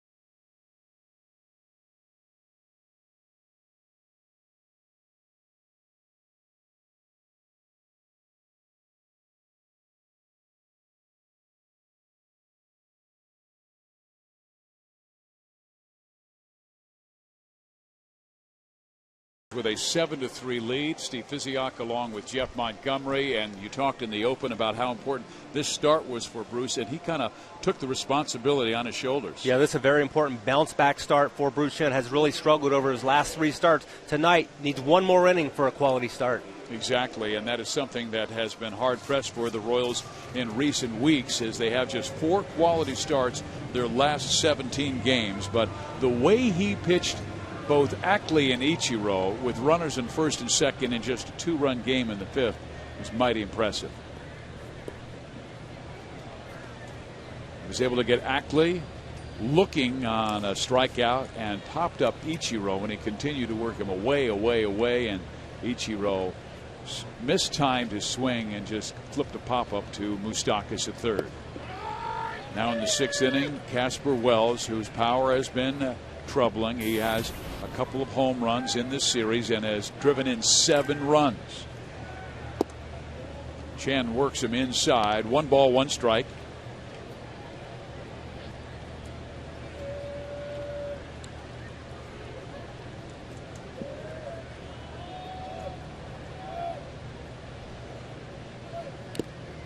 Wells fouls it back. He's 27 years old from Grand Rapids, Michigan.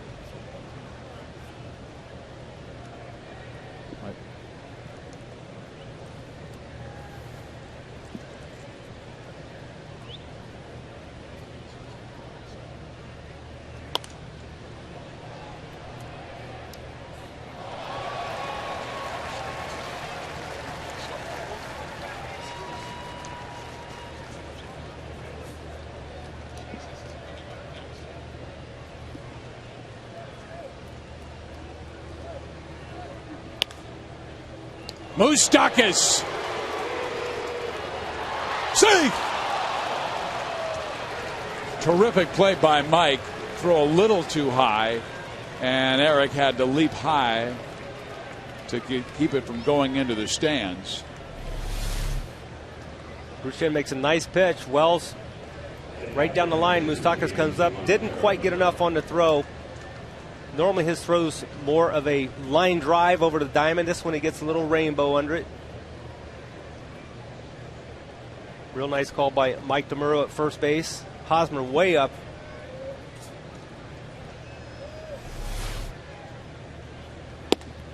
And it's always amazing how when you put the super slow-mo together, how it really shows you how good the umpires are, because when the play was made, it was such a bang-bang play.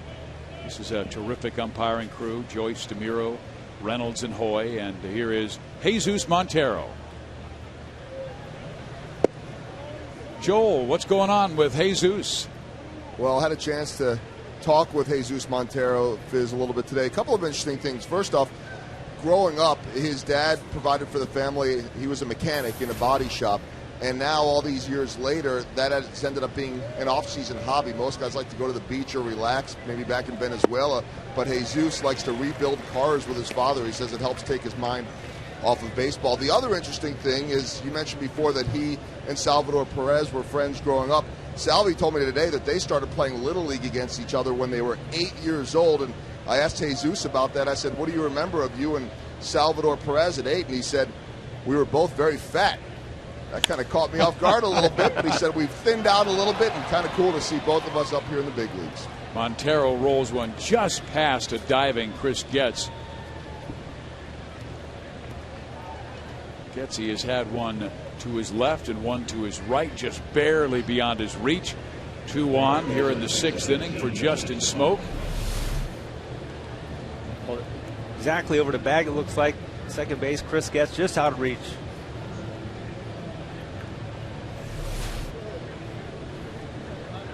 So Brian Pena and Bruce Chen discussing how they want to get Smoke out. They've got him twice on groundouts to third, and he's tried to pull Chen each time.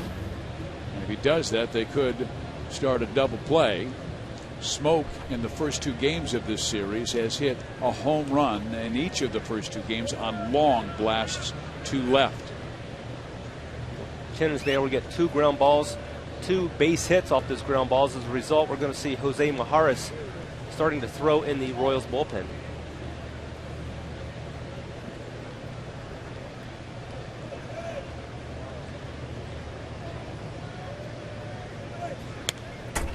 Got it in on his hands enough where he couldn't do much with it. You've got the left-hander Seager next. Then Miguel will be coming up, a right-handed hitter, and Saunders, a lefty, would follow.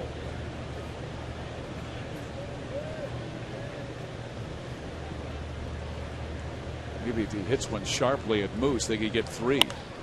Well, that was hit sharply.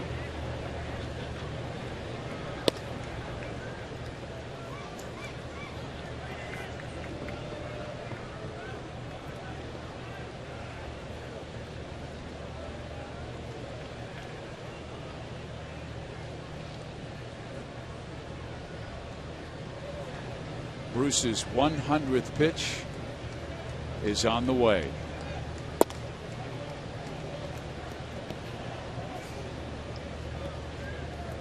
Smoke is a guy you can strike out. He has struck out 73 times this year.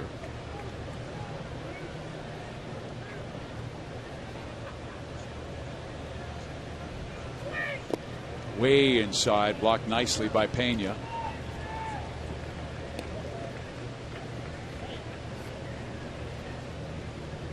In Bruce Chen's last outing against the Chicago White Sox, Ned Yost elected to leave him in to try to get him to qualify for the win. 4 2/3 inning, left him in, didn't pay dividends, ended up getting a loss in that game. So tonight he's got a little bit more of a cushion with a 4-run lead here in the 6th inning. He's already qualified for the win, so I'm sure he's not going to go real deep into this inning without giving some relief. Again, late on the swing as he came inside with the breaking ball. Got it up a bit. Dangerous time in this game with Kansas City leading by 4, but Seattle has really been powerful in this series with 7 home runs, including 2 against Bruce, 1 by Seager, 1 by Wells. See Bruce Chen's batting average against. I feel like he's better. The more guys see him, it seems like the better he is. He is allowed to kind of demonstrate the variety that he can throw at a hitter.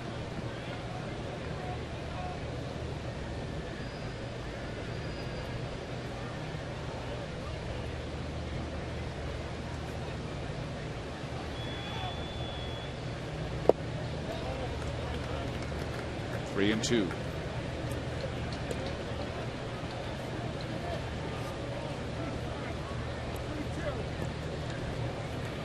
Mariners took the lead in the 2nd on the home run. The Royals scored 3 in the 2nd. M scored 2 in the 4th, and KC with 2 in the 4th and the 5th.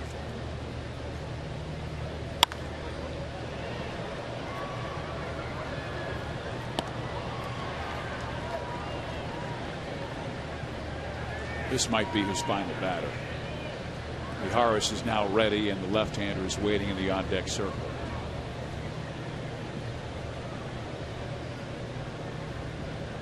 Smoke doing a good job of working the count deep in this at bat. Bruce Chen at 104 pitches now. Got him to swing and miss, and he strikes out Justin Smoke. You've got the lefty Seager, who has already hurt, and out comes Ned. I thought, and it was the pitch count on a hot night that I think influenced Ned to get Bruce out of there. Really good to see him finish off on the strikeout on Smoke.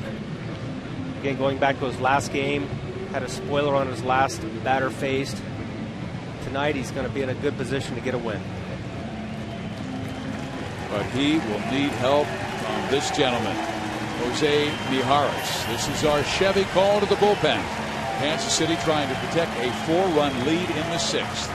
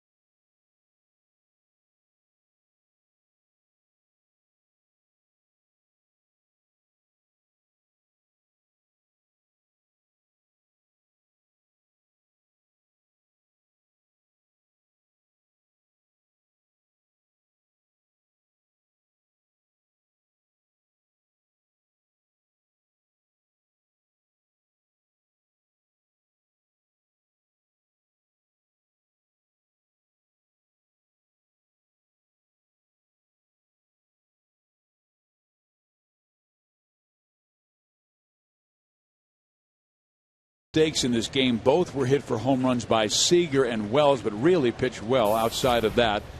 Wells reached on an infield hit in this inning, and Montero sent a roller up the middle that just barely got by Chris Getz, but he was able to, after a long duel with Justin Smoke, strike him out swinging, and now Mijares comes out of the bullpen to face Kyle Seager. Mijares has been so good recently, has allowed just one earned run of his own over his past 26 appearances. That spans 19 1/3 innings for a brilliant 0.47 ERA.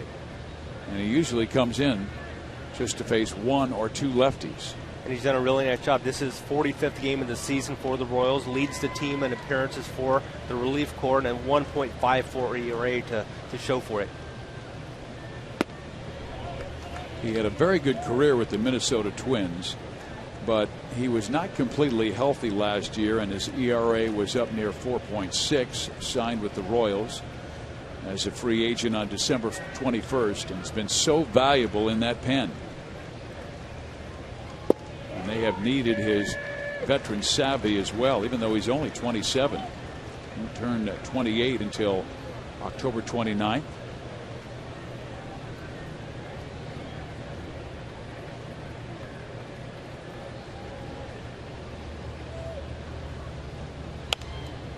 On his hands, popped him up. Moustakas over. Does he have room? No. And he almost goes tumbling into the Seattle dugout.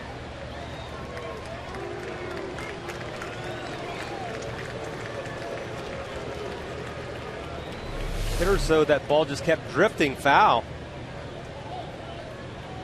Moose actually looked like he had a little bit of a beat on that ball. Just out of the reach.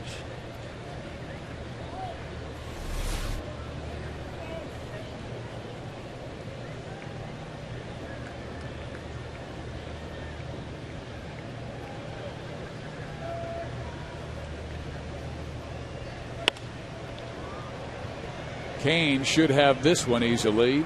He does, and the runners return to their respective bases. We talked about Jose being a lefty specialist, and he comes on to face the very best earlier this year. Was able to get Josh Hamilton in an important situation. That was in Texas on one pitch, one out. And then, of course, Adam Dunn struck him out looking. And that was just this past Sunday. Kansas City suffered 2 one-run losses to the White Sox.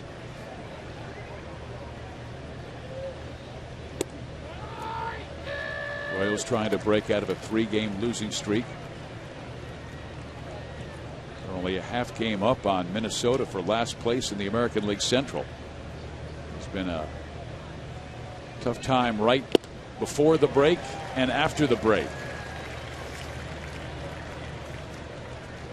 Going back to the Milwaukee Brewers series, when they came in on June the 12th, the Royals played a string of 16 games and went 11-5, and that's when they got to 4 games under 500. But since then, they've really gone in the tank. That 3-8 road trip right before the All-Star break hurt. There's a base hit to right field. Frenchie's got a great arm. They will hold him, and the guy's coming home. Safe. He ran through the stop sign. Jeff Datz was trying to slow down Casper Wells, who ran through the stop sign and scored on Miguel's base hit.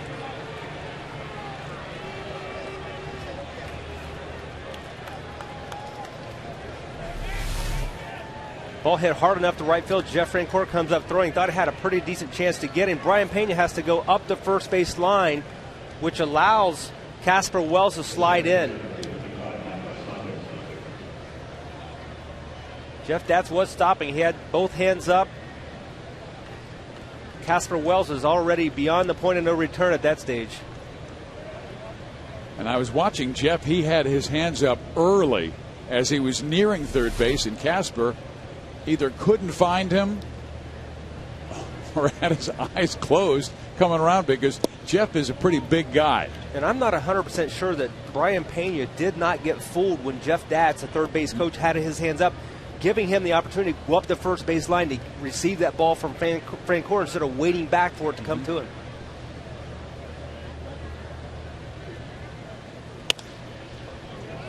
Foul, just barely. So it's now a 7-4 game.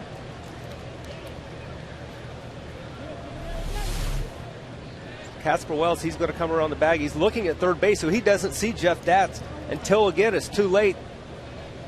He's going to just go and turn it back on and give it a shot, and he comes up safe.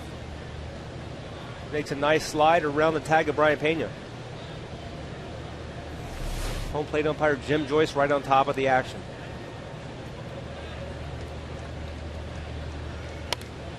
Saunders on that pitch. Dangerous time. He represents the tying run and a Kansas City 7-4 lead with 2 outs in the 6th inning. Seattle has certainly woken up here in Kansas City. They came in averaging less than 4 runs per game, with 9 on Monday, 9 on Tuesday, and 4 so far in this one. Barely outside. And that Mariners' 4th run scoring means that Bruce Chen will not get a quality start. Only 4 in their last 18 games, but Kansas City still has a chance to gain a victory, but they must quiet Seattle's offense. Saunders sends it foul. It'll stay at 2 balls and 2 strikes.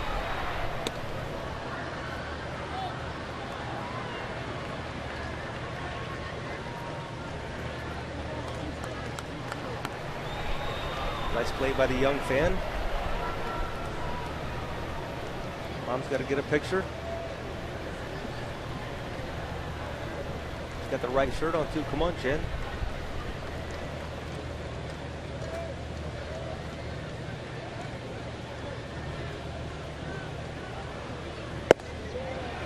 Three and 2 now. The runners will be going. And Saunders has been a very good extra base hitter this year. He has 22 doubles, 1 triple, and 9 home runs. Mihara's job, get left-handers out.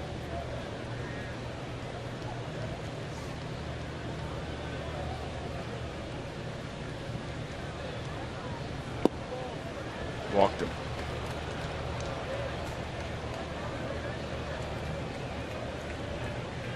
Nobody up in the pen. Brendan Ryan, the batter.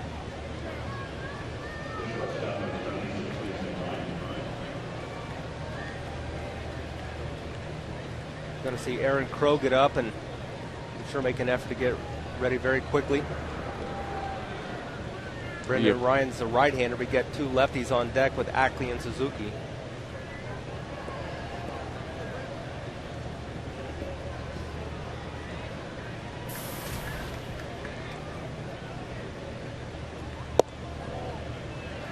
Usually we see great command from Jose Mijares. He was able to come out of the bullpen and get Kyle Seager in a fly ball to center field. And then Olivo dropped a base hit to right field, and Frenchie almost threw him out at the plate as Casper Wells ran through the stop sign by Jeff Datz, and then a walk to Michael Saunders after Wells scored.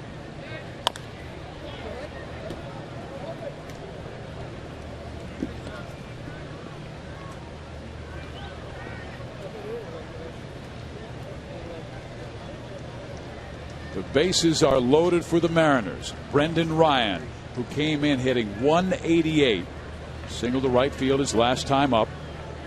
That was against Chen. In the air, center field. Kane going back. He has it measured and makes the catch. The Mariners score 1 but strand 3.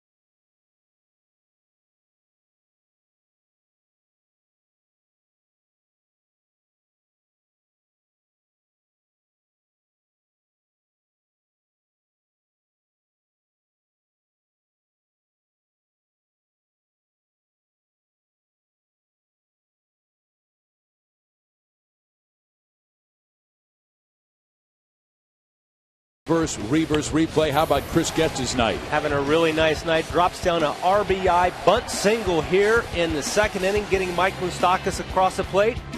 Then he's going to go to the gap.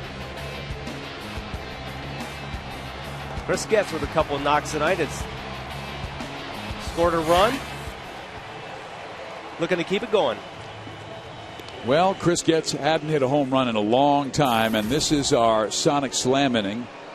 And our contestant is Becky Stanley from Kansas City, Missouri.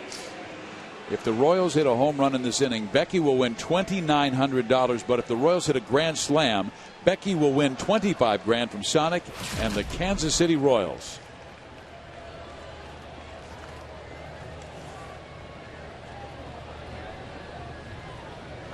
Chris has yet to homer as a Royal, with the streak currently at 707 at bats, the longest homer drought to start a Royals career. His last home run came with the White Sox on July 19th, 2009. 3 years ago tomorrow. This is our Chevy call to the bullpen as Kevin Millwood is out. Delabar is in.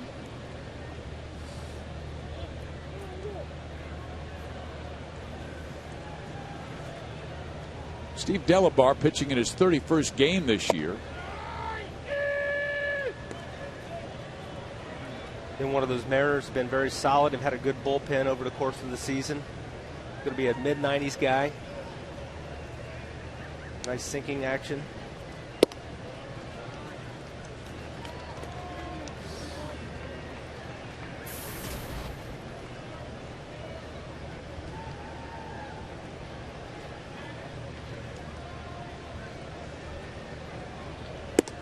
Well, Chris likes this. He gets a walk to lead things off.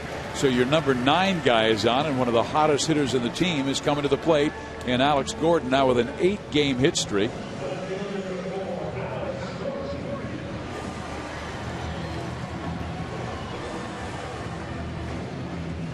Alex has grounded out, singled, and doubled in 2 runs. Batting average right now at .291.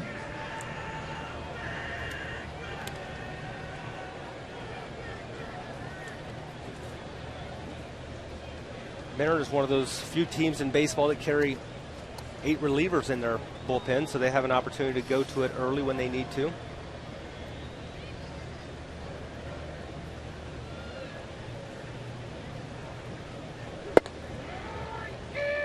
Let's take you back to last night when Alex Gordon ripped this triple.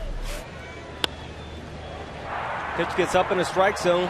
Alex does a really nice job staying back, getting that bat head out, doing what he does best, hustling into third base. It was a close play, but in just ahead of the tag. That was his 3rd triple of the year.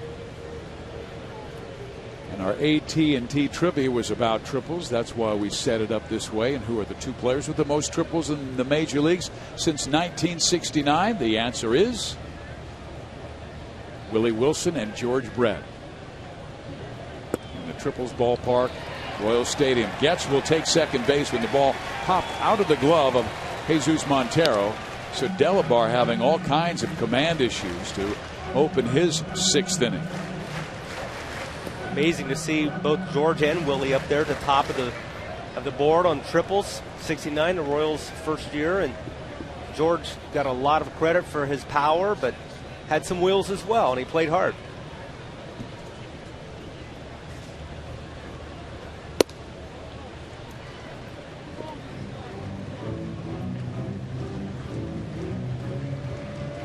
Good hitters count for Alex Gordon. He has 7 hits in the 3 games of this series.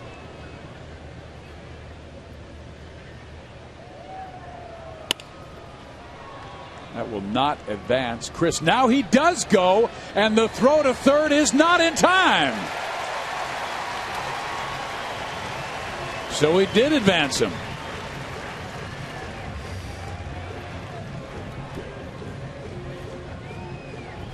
Just excellent instincts here on behalf of Chris Getz.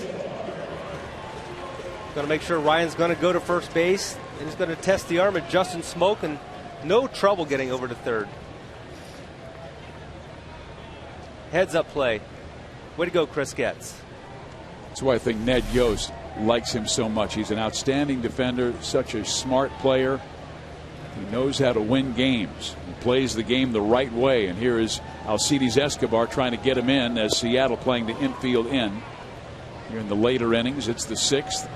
Kansas City has led by as many as 4, and after Seattle played at 1 in their half of the 6th, Royals would like to come right back and swing that momentum back the Royals' way.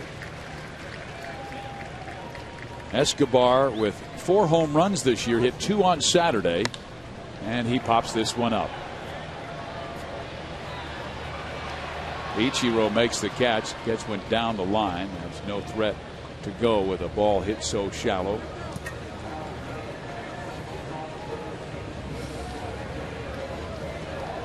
So now they'll need a 2-out base hit from Eric Hosmer.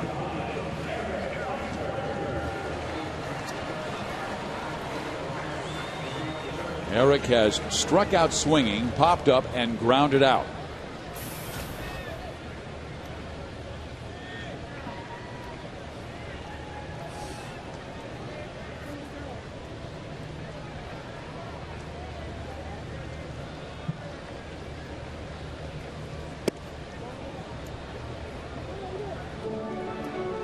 See Delabar feature that sinking fastball again in the mid-90s, and he's got a nice changeup that he'll try to go, especially against lefties, to finish them off away. Turned 29 yesterday.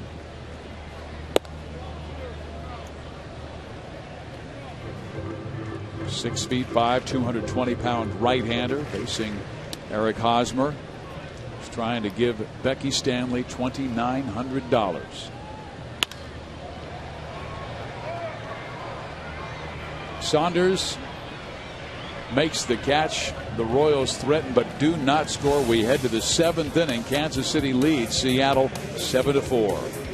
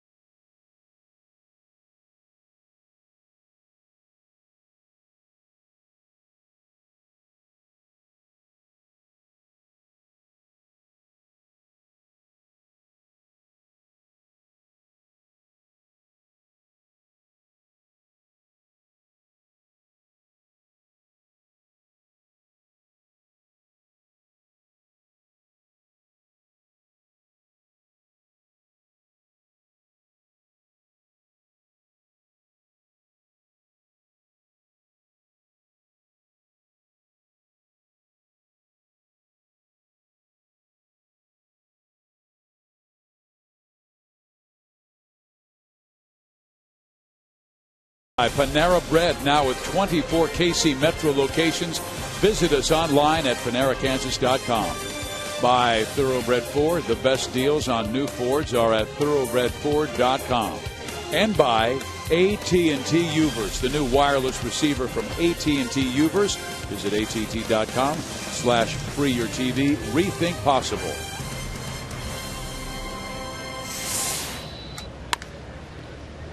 Hosmer has it. Mijares covering just in time. Mijares will stay in the ball game to face the left-handers Ackley and Ichiro, and we are believing that Ned Yost has Aaron Crow ready for the right-handers Wells and Montero. Haas has to take a little back step, but very well played by Jose Mijares.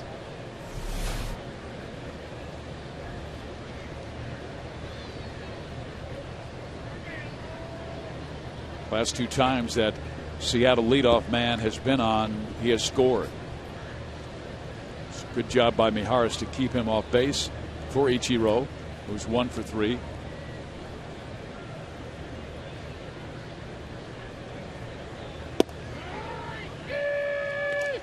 You know, before and after games, you will find Ichiro at his locker, and he has this wooden paddle. It's like a 6-inch piece of wood, and he smacks it on the side and the bottom of his feet. And his philosophy is, if you keep your feet healthy, you'll stay healthy. And he is rarely on the DL. I think you should have done that before the 5K run. This is our Home Depot doing more on defense. Throw with a nice grab against Jeff Francoeur. Keeping that ball in his glove. Base hit.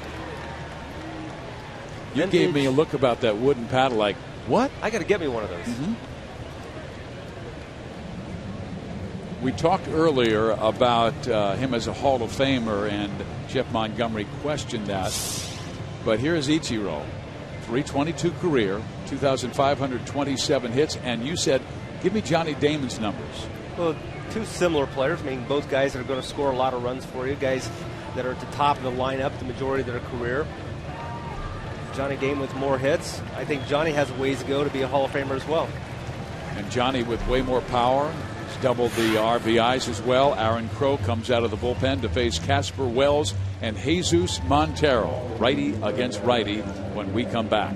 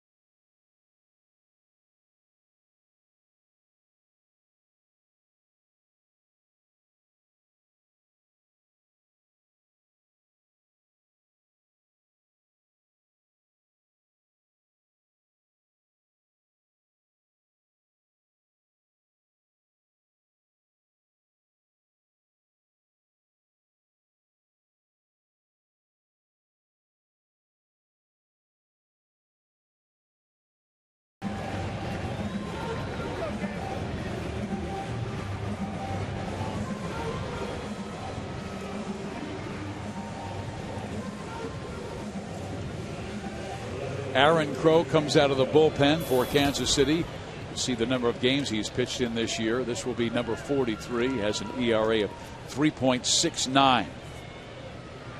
He's limited left-handers to 135, but he will face two right-handers here in Wells and Montero, and both have been hot in this series. Casper, 2 hits tonight, a home run and a single. He scored twice and driven in 2. That's up the middle. Has it go off the heel of his glove into center field, and Kane can't find the baseball. Now does, but the runners will advance, and Kansas City not defending well at all in the 7th.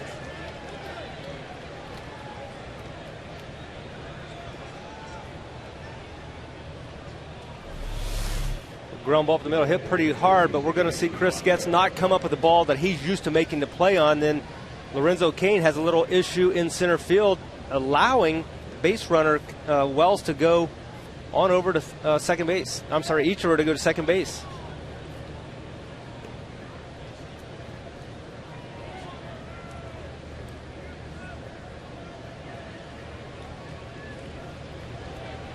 If Getz makes that play, they likely get a 4-6-3 double play. Instead, runners on second and third, and Kansas City giving Seattle too many opportunities. Montero the batter, and Aaron throws outside ball 1.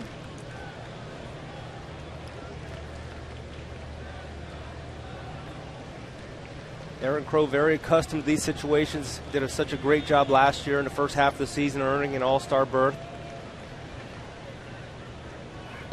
Way outside, and he has fallen behind Jesus Montero.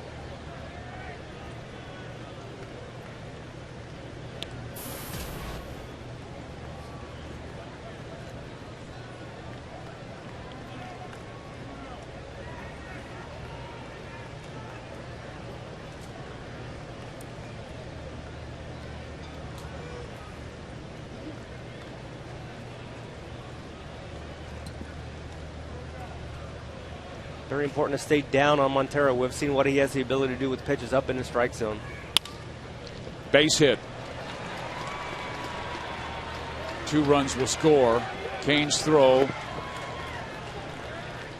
is not in time.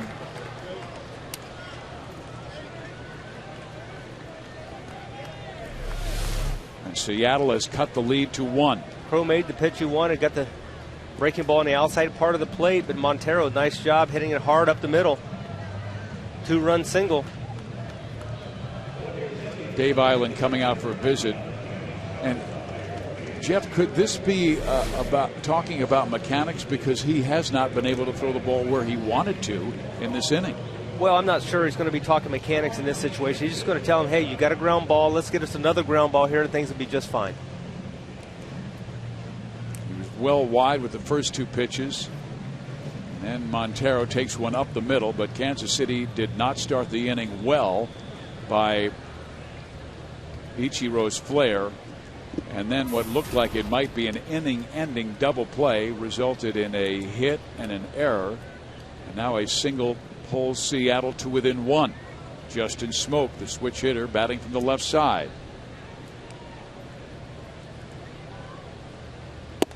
Crow's numbers, Jeff, are so dramatically different. I mean, when you take a look at what he's done against left-handers this year, they are only 7 for 52. Why is that? Well, it's unusual because he's such a good slider pitcher. He's got such a great slider against the right-handers, but this year the numbers just have not worked out. Last year was exactly the opposite. He was dominant against especially the right-handed batters. Does his ball move in a way that might be able to control lefties? Well, his slider is his best pitch, and you know, I think the thing he's done really this year, he's become a more complete pitcher. He uses his pitches better, but against the lefties, we're seeing, you know, that it's different than against the righties this year. And you normally against a right-hander, a slider pitcher is going to have much better numbers. 2-1.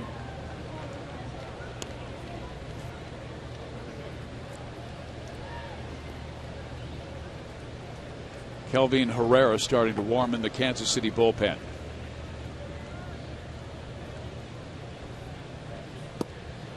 That one gets away. The runner would advance. And the double play is no longer an opportunity. Wow. There's that slider we're talking about. Brian Pena not able to glove it. I think he felt like he had the ball. It just had a little finish at the end. He didn't come up with it.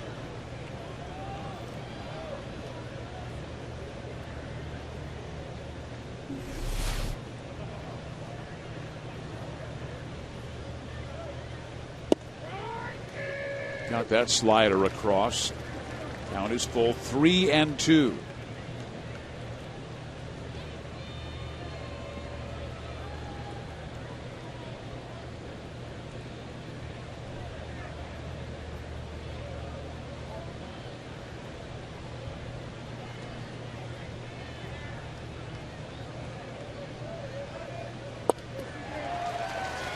And Smoke strikes out.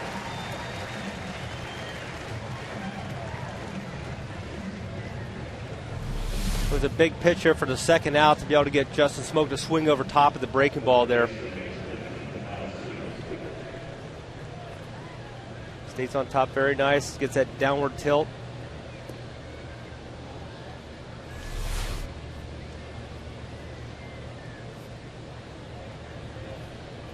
Another left-hander, Kyle Seager, who homered back in the second inning.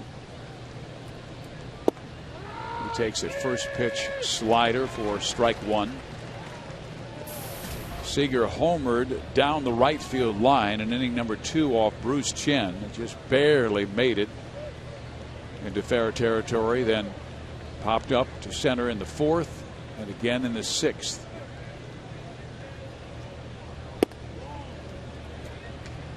Seems like he's having a harder time controlling his fastball than he is his slider. And that really is the case with him at times, because sometimes he flies open a little bit for that left side, that lead side on the fastball, and you see it finishing away out of the strike zone in the third base batter's box. Great slider again, so he has Seager down in the count 1-2.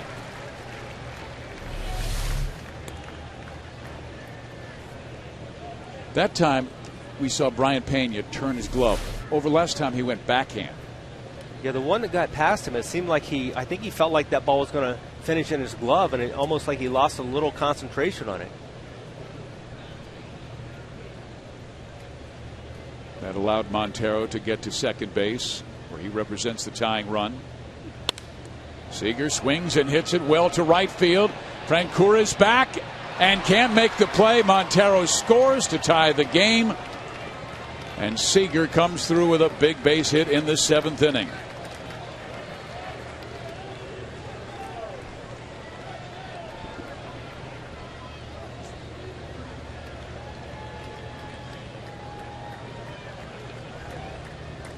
Wow. We talked about the good slider. He goes to the well one too many times. Kyle Seager sitting on it that time. Gets extended just out of the reach of Jeff Francoeur.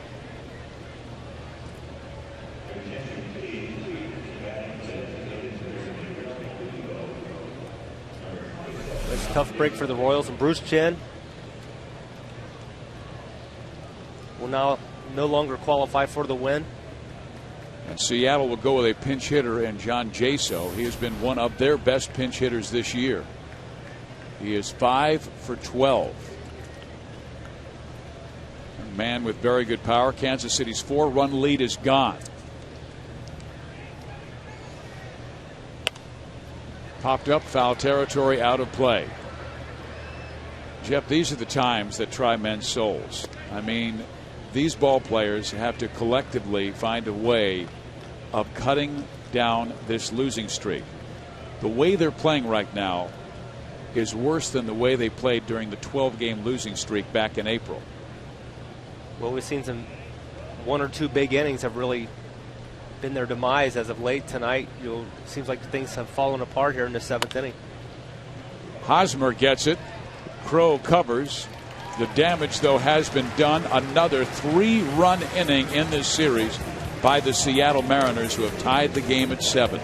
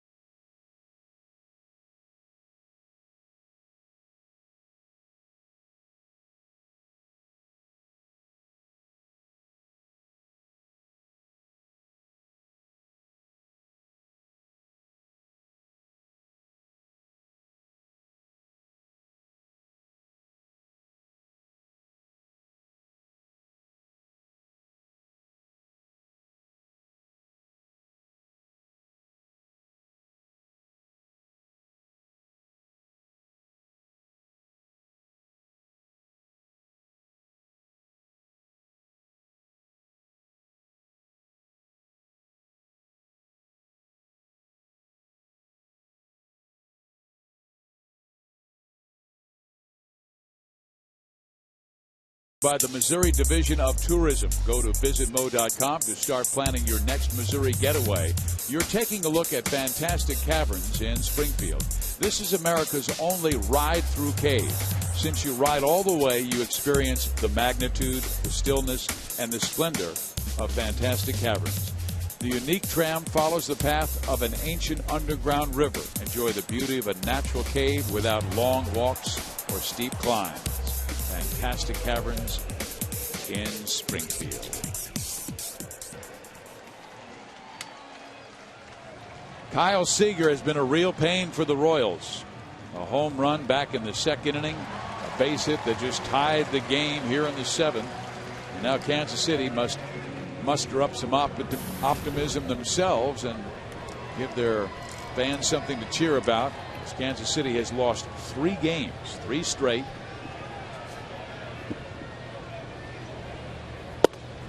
And they have just 1 win after the All-Star break.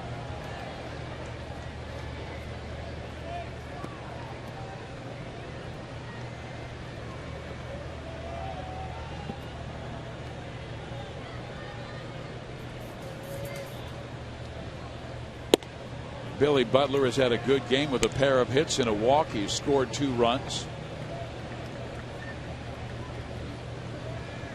See, another number that stands out to me is the 13 games below 500 for the first time this year for the Royals.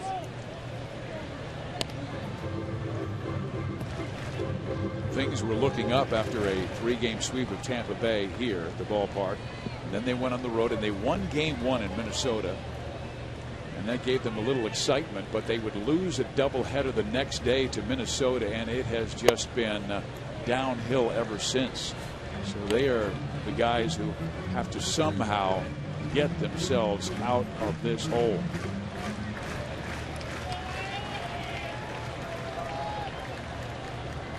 Steve Delabar has fallen behind Billy Butler. Good start by Billy. He walks to open the 7th inning. Last time he opened an inning with a walk, it was in the 5th inning, and Lorenzo Cain followed with a big fly. As promised earlier, it's Miller time, brought to you by Miller Lite. This was Lorenzo in the 5th. No doubter. Number 2 this year, and they have come in back-to-back games as he came on to pinch hit for Gerard Dyson yesterday and belted one out off Sean Kelly. And that pinch hit home run, the second pinch hit home run of the season for the Royals. Butler had the other one against St. Louis.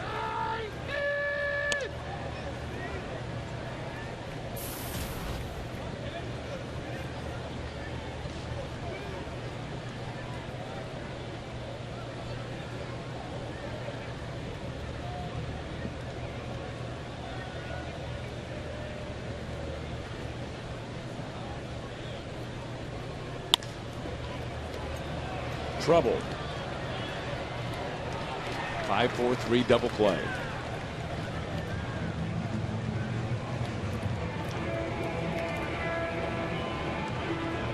Well, the Mariners just playing great baseball, and talking with their broadcasters, they say this is the best they have played offensively all year long. Kansas City sends Sanchez and Verdugo in back-to-back games. Now Eric Wedge will go to a left-hander as he's trying to somehow keep the Royals quiet, as he wants a lefty to face Mike Moustakas. And we got a pitching change here in Kansas City with the Mariners and Royals tied at 7.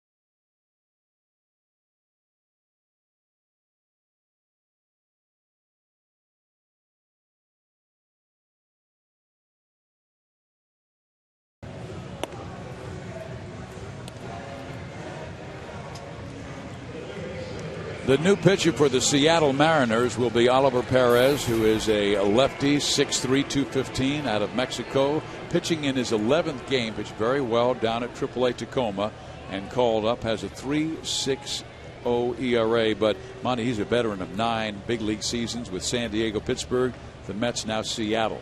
Well, he was a starter for the majority of his major league career, but now in the bullpen with the Mariners, going to see him throw in the mid-90s. He mixes it up with his slider and his curveball and changeup. We'll throw a lot of sliders against the left-handers. Because Eric Hosmer swung at his first pitch fastball in the game on Monday and lined a base hit to drive in a run. He threw a breaking ball to this left-hander, Mike Moustakas, for ball 1.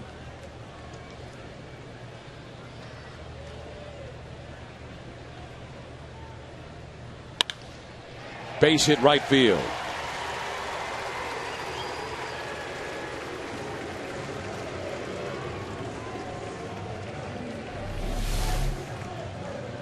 Tries to sneak that fastball by him. Not a bad location on the pitch away, but Mike Moustakas does a nice job finding that hole between first and second base for a base hit. Jeff Francoeur. He's lined out and flied out twice.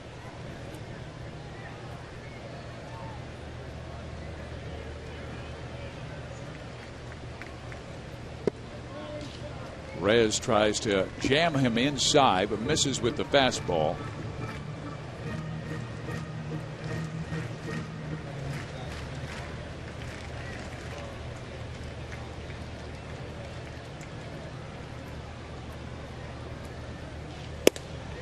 Two and 0.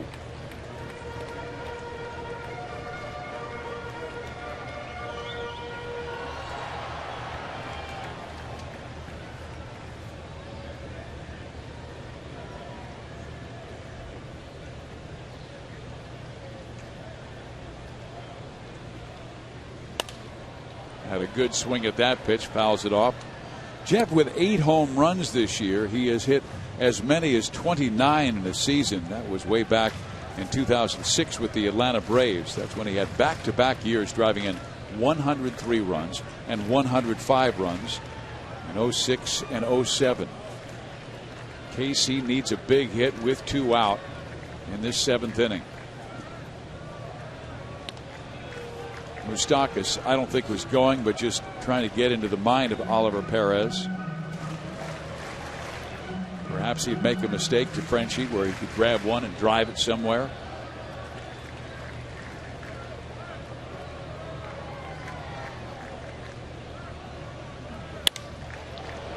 There's a swing and a fly ball towards left center field. Casper Wells will take care of Francoeur and Kansas City. We head to the 8th, tied at 7.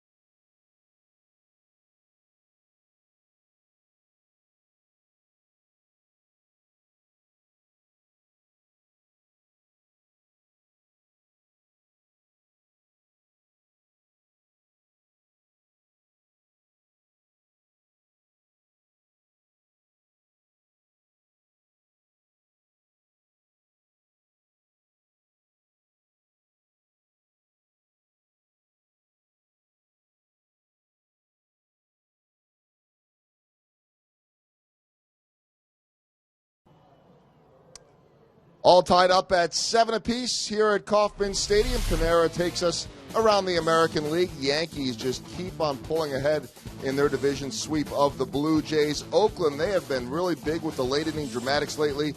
Brandon Hicks' first career home run. Doug Bister, 8 innings, 10 strikeouts to pace Detroit. Cody Ross, a couple of homers for Boston. Tampa Bay losing to Cleveland. Carlos Santana, 4 RBI. And Baltimore and Minnesota late in that one. Speaking of that Boston game, Cody Ross, third time this year that he has gone deep twice in one game. Not exactly a stellar Major League debut for Pedro Hernandez, the 10th pitcher to start for the White Sox this year. He gives up 8 runs, and the star was Cody Ross. Guys? Thank you very much, Joe. And Kelvin Herrera comes out of the bullpen to try and keep this game tied at 7. He'll face left-hander Michael Saunders and Brendan Ryan, then Dustin Ackley. Strike 1. Herrera making appearance number 44. He's thrown the ball really well as of late. Important for him here to keep the Mariners right at bay, leave them at 7. He has posted a 1.75 ERA since May 20th.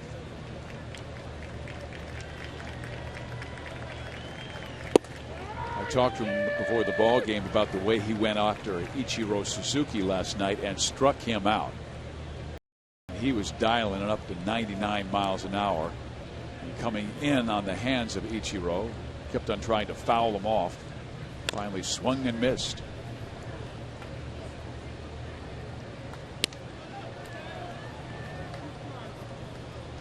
You still believe that his equalizer is his excellent changeup? His changeup, I think, is his best pitch. Why better than the fastball? Well, at times he has a tendency to get that fastball up in the strike zone a little bit. He does there and strikes out Saunders. But it's when his changeup is down is when he's really effective. He just threw that ball past Saunders, and occasionally you're going to be able to do that. But by and large, you cannot live on the fastball up in the strike zone. His fastball is actually faster when it's down at the knees, which is somewhat unusual. A lot of times guys are going to overthrow the ball a little bit. They're going to get the ball up and maybe another mile or two of velocity, but it's going to be up in the strike zone. That's the one you're talking about at 99, right at the knees. Exactly. And I think he gets better the more he uses his breaking ball, too. He's got a great fastball, great changeup, and that breaking ball really does a nice job in even making those pitches that much better.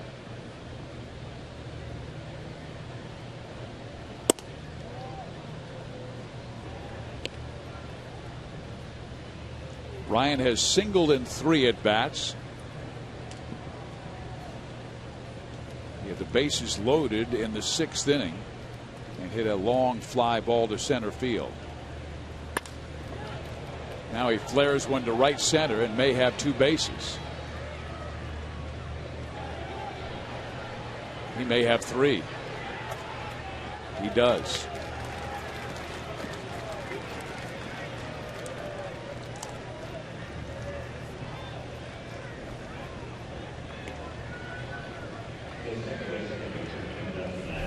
We'll see an example of that fastball up in the strike zone, 98 miles an hour. But Brendan Ryan able to hit it in the gap, got a great jump out of the batter's box.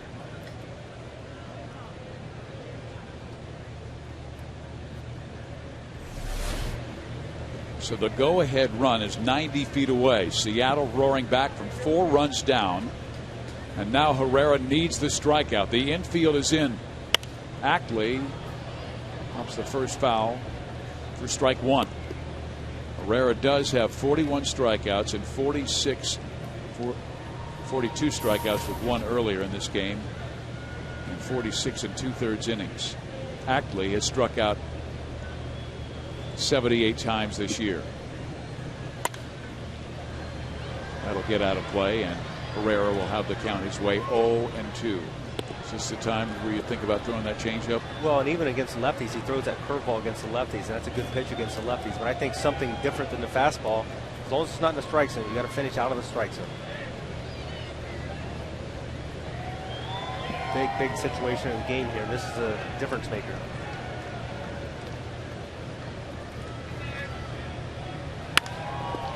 Pulls it. Gets is coming home.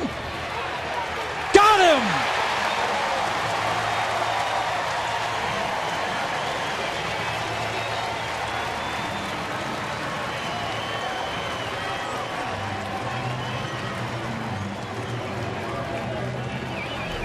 Royals pull the infield in. Got to make that play at the plate. Ground ball. Chris Guest, nice job in the glove. Throws wide.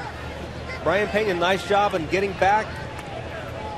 Looked like he tagged him high, but maybe Ryan may have slid over the plate. You see it here on the super slow motion. Jim Joyce right on top of it. He said he slid over to the plate. Now Ichiro with a base hit to right field, so a huge play by Getz and Pena, and a big call here in the 8th inning that goes Kansas City's way, as Herrera giving up base hits.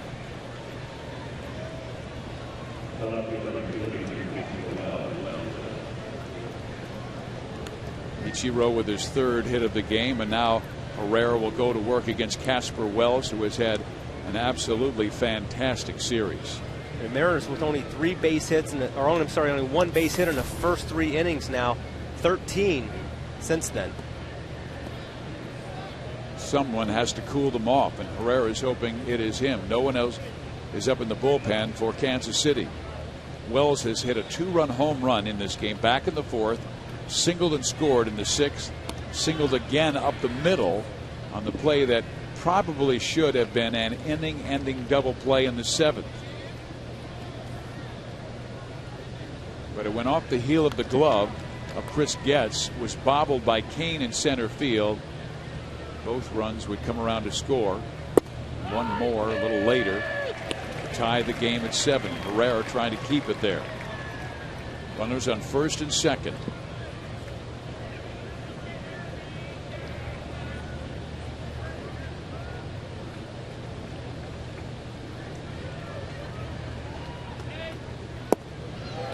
Down in the count, 0-2. There's a changeup at 86. He goes with the upper 90s fastball, back with the 86 changeup. Now he can do a lot with his batter. I think it's important to show your off pitch at some point early in the count. Options favor Kelvin Herrera. The 0-2 pitch. He struck him out.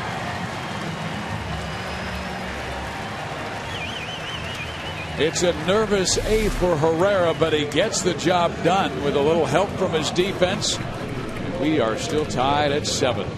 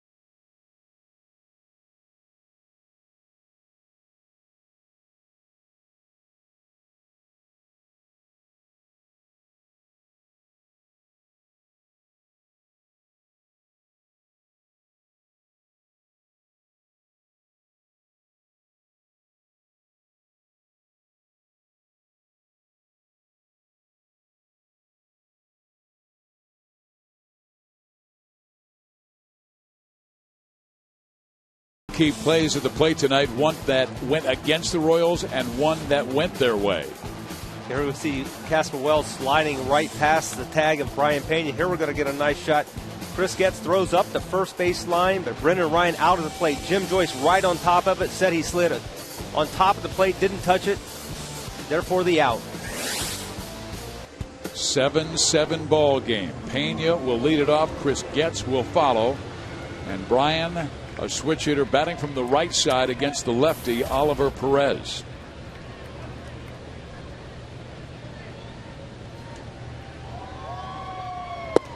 Ryan has had a solid game.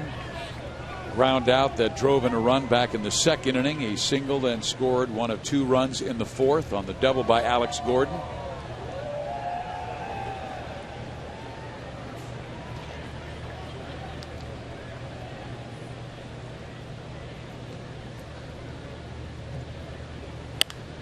Out of play. Infield playing Pena straight up. Seager was really tight to the line, playing no doubles. Now he is backing up with 2 strikes. He still will protect that line.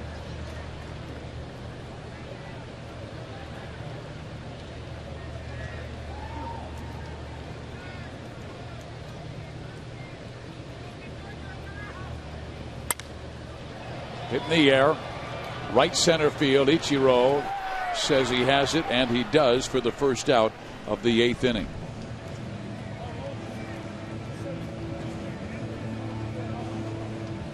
Bottom of the 8th, Seattle with 7 runs on 14 hits. Kansas City with 7 runs on 11 hits.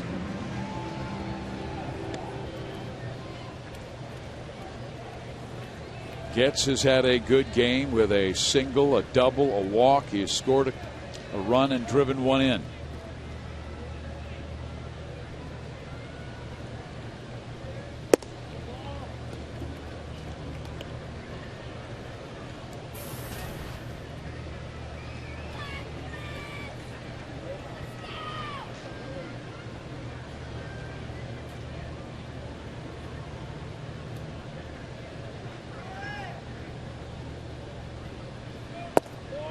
Showed bunt momentarily and then pulled the bat back, and the count is 2 balls and no strikes. When Getz walked in his last at bat, he went to second base in a pass ball and then to third on a ground out by Alex Gordon. And he was at third base. Important situation, but Escobar popped up and Hosmer flied out, and the threat was denied. Reyes got the fastball on the inside corner. Oliver's challenge throughout his career has been throwing strikes. He has always had very good stuff. Left-hander with a mid-90s fastball.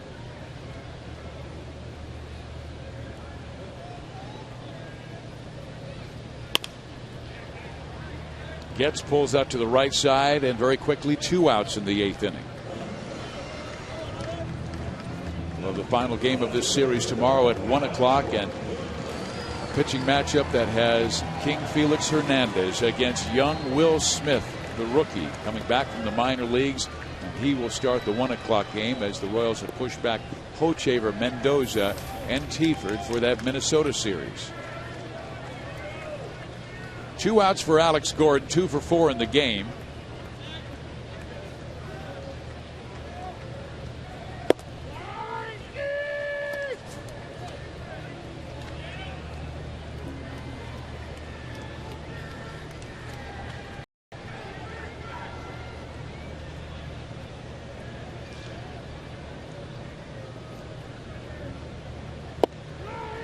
It has been 132 at-bats since Alex Gordon's last home run. And that was back on June 12th against Zach Greinke. He has fallen behind Oliver Perez 0-2.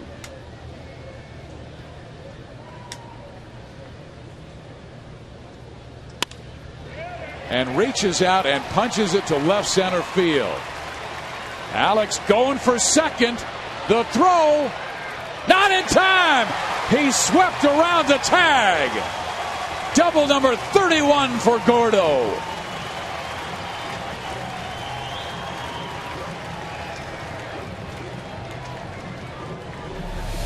Even a situation, 2 outs. You got your batting average leader on deck.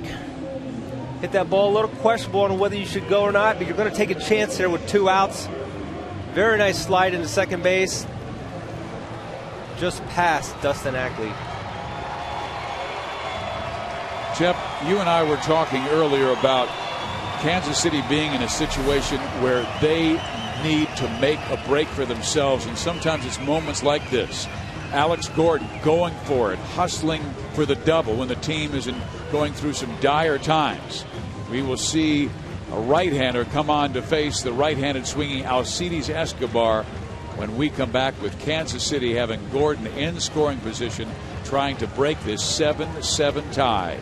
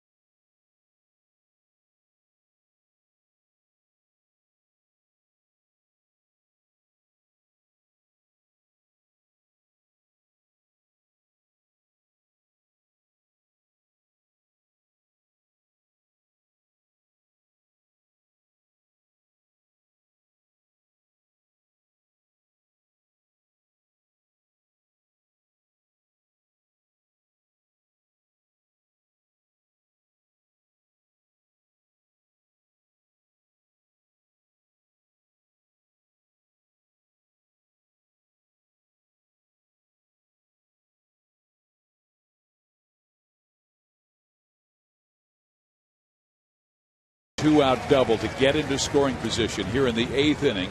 And Alcides Escobar, one of the Royals' better hitters the last month of the season, will now come to the plate against young Josh Kinney. He has only been in the major league since June 30th with the Mariners. He was terrific at Tacoma with a 2.7 earned run average and has not allowed a run in the bigs with Seattle. See, if he doesn't throw real hard, he's going to be an upper 80s, lower 90s guy. Kind of a slider specialist. He's got a couple of different sliders. One, he'll throw a little harder with not much break, and he's got a sweeping slider he'll throw, especially to right-hander. So he's very tough on right-handed batters. A veteran right-hander at 33 facing a young shortstop, Alcides Escobar, looking for his first base hit. He's grounded out, struck out, and flied out twice.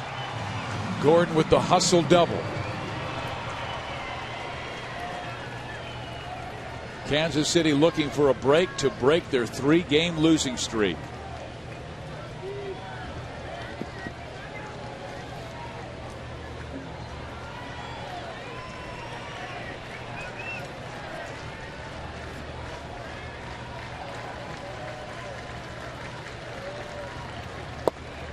The waves of the first offering, looking for a fastball, got a breaking ball, and it's strike one.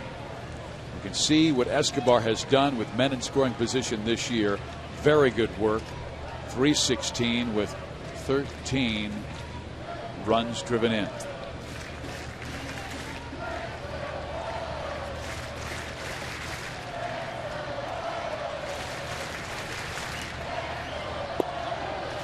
He went.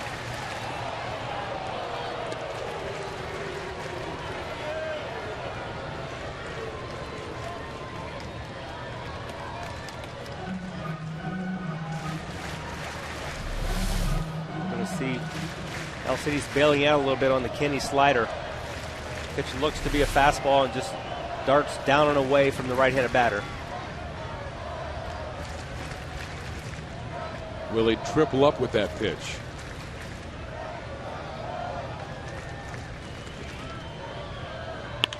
Escobar punches it deep.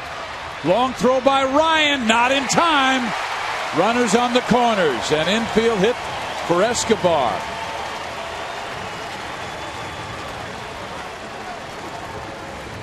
Nobody was up in the bullpen. So Kinney must pitch to Eric Hosmer. See Escobar hitting it in the hole. Brendan Ryan makes a great effort on trying to throw out Escobar. Smoke with a little bobble there over at first base. Alex Gordon not going to take a chance with a go-ahead run at third base.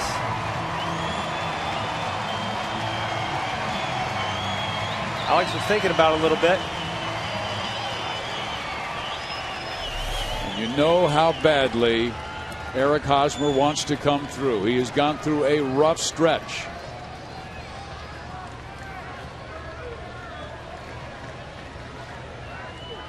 Takes a swing at the first pitch and grounds out. We head to the ninth, tied at 7.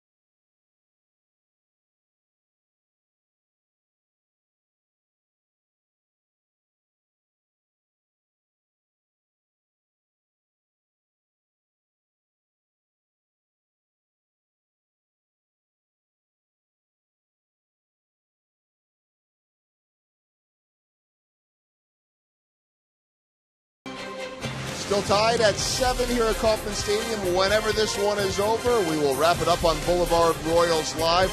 Talk about some big nights for Alex Gordon and Chris Getz. Look at Bruce Chen on the hill. Highlights, reaction, and much more coming up after the game. And maybe we'll be talking more about Greg Holland as he comes in right now. How about the start of the year for Holland before going on the DL? 0-2, 11.37 ERA. Since returning from the disabled list, looking like the Greg Holland we saw last year, 1.69 ERA, 213 opponent's batting average. Monty, you talked all about it in the pregame show and broke it down. He's a different pitcher. Yeah, he really is, and let's hope that he's able to come through in this situation tonight, Joel. Here in the ninth inning, he will face the middle of the order. All three batters have been very hot in this series. Jesus Montero, Justin Smoke, and Kyle Seager.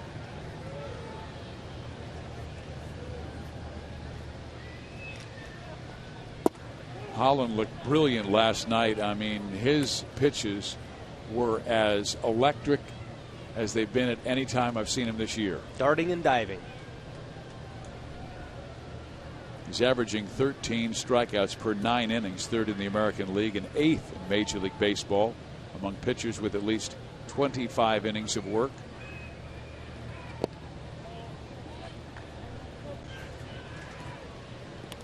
Misses on the first 2 to Montero, who has singled a drive and 2 runs in the 7th inning.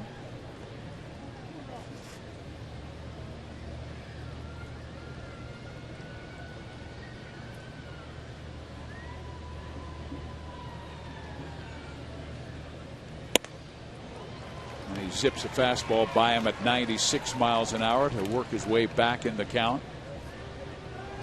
Greg Holland had that rib injury, the bone bruise earlier in the year. One on the disabled list. Coming back, him and Dave Island, the pitching coach, worked on him kind of staying more in line with home plate, which is, 1, allowed him to be more effective, and 2, eliminate the reoccurrence of the injury. And there were a couple of times he fell off dramatically towards the first base side, and you could tell that it was in his mind that he was angry with himself. There's Dave, has done a marvelous job with this young staff, and man, they have been beaten up, bewitched, bothered, and bewildered much of this season because of the question marks of the starting rotation at the beginning of the year, and then the injuries to so many, including Paulino and Duffy right now, Soria, Wood. Pops that one up to right. Getz will take care of it. 1 out. This copyrighted telecast is presented by authority of the Kansas City Royals Baseball Corporation and may not be reproduced or retransmitted in any form, and the accounts and descriptions of this game may not be disseminated without the express written consent of the Royals.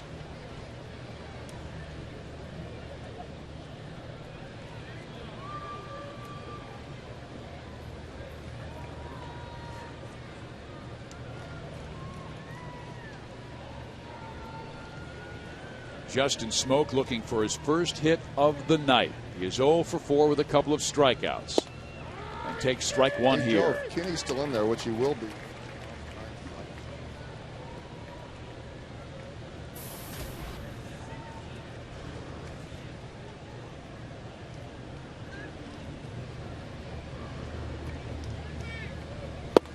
Takes a mighty rip and misses 0-2, and Holland fed him a fastball,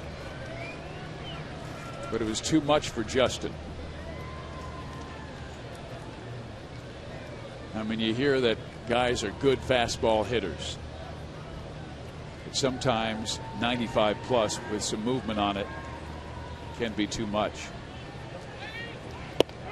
And then a slider like that. Wow.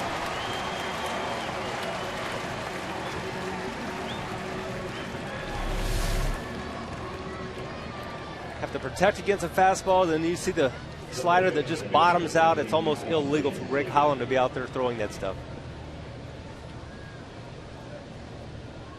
Great to see him back in his form.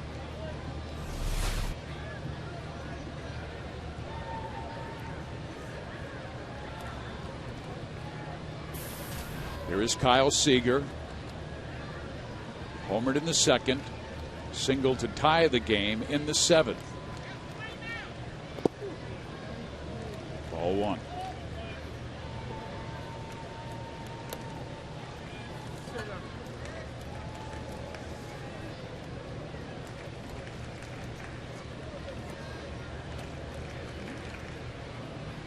Both these guys from North Carolina. Kyle played at North Carolina, and Greg, of course, tiny Morgantown, North Carolina. Hosmer will take care of this, and a great job by Holland in the top of the ninth. We've got Butler, Kane, and Moustakas coming your way in the bottom of the ninth. A great opportunity for the Royals to nail down a win.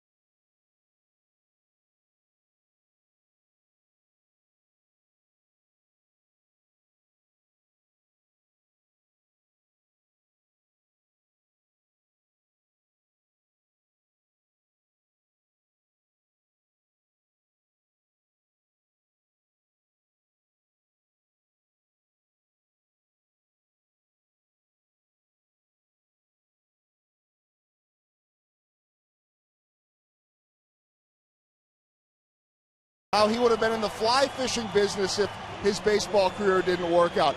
Interesting that Kinney, a Pennsylvania native, married a girl he met when he was playing for the Springfield Cardinals, now has a farm in Springfield, a lot of hunting and fishing.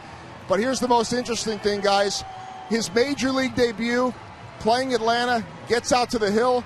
Scott Rowland comes up to him and says, just like the minors, just do what you usually do. First pitch, Ryan Langerhans, home run. Then Rowland walked back up to him and said, forget what I said. Just do what you want to do. Welcome to the big leagues, kid. Well, here we go. Wonderful young man, but we wouldn't mind if he had a bad night. Billy Butler will lead things off. He's been on base all 4 times. He takes strike 1 from Kinney, who has had an outstanding slider.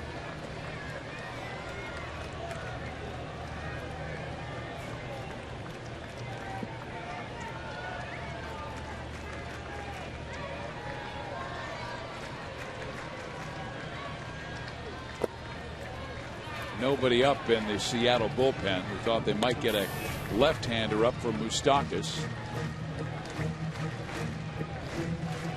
So this is Kinney's game.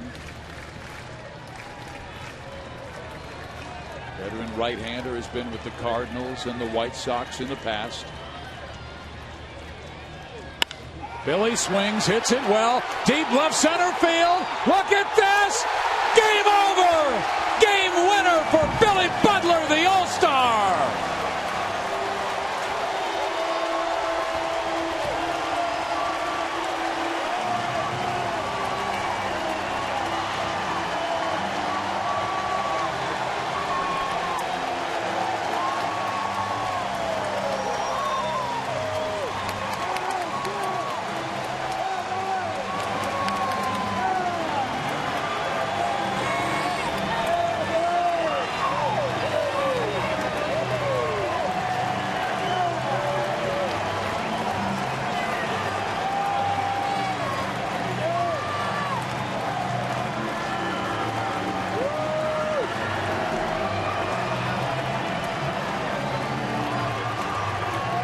Sometimes you just got to grab the bull by the horns, and the bull for the Royals is Billy Butler.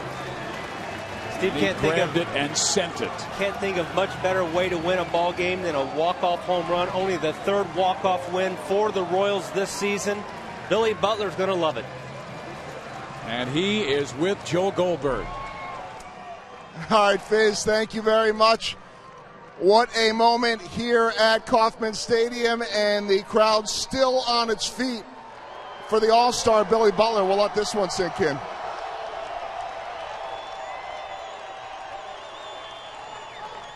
All right. Let's just stop looking over there and enjoy the interview.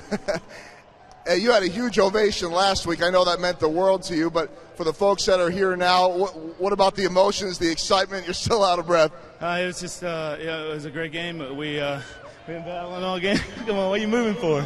They keep telling me to move. I don't know. It was just, got a good pitch to hit there and just put a good swing on. Well, he knows it's coming, so just take it.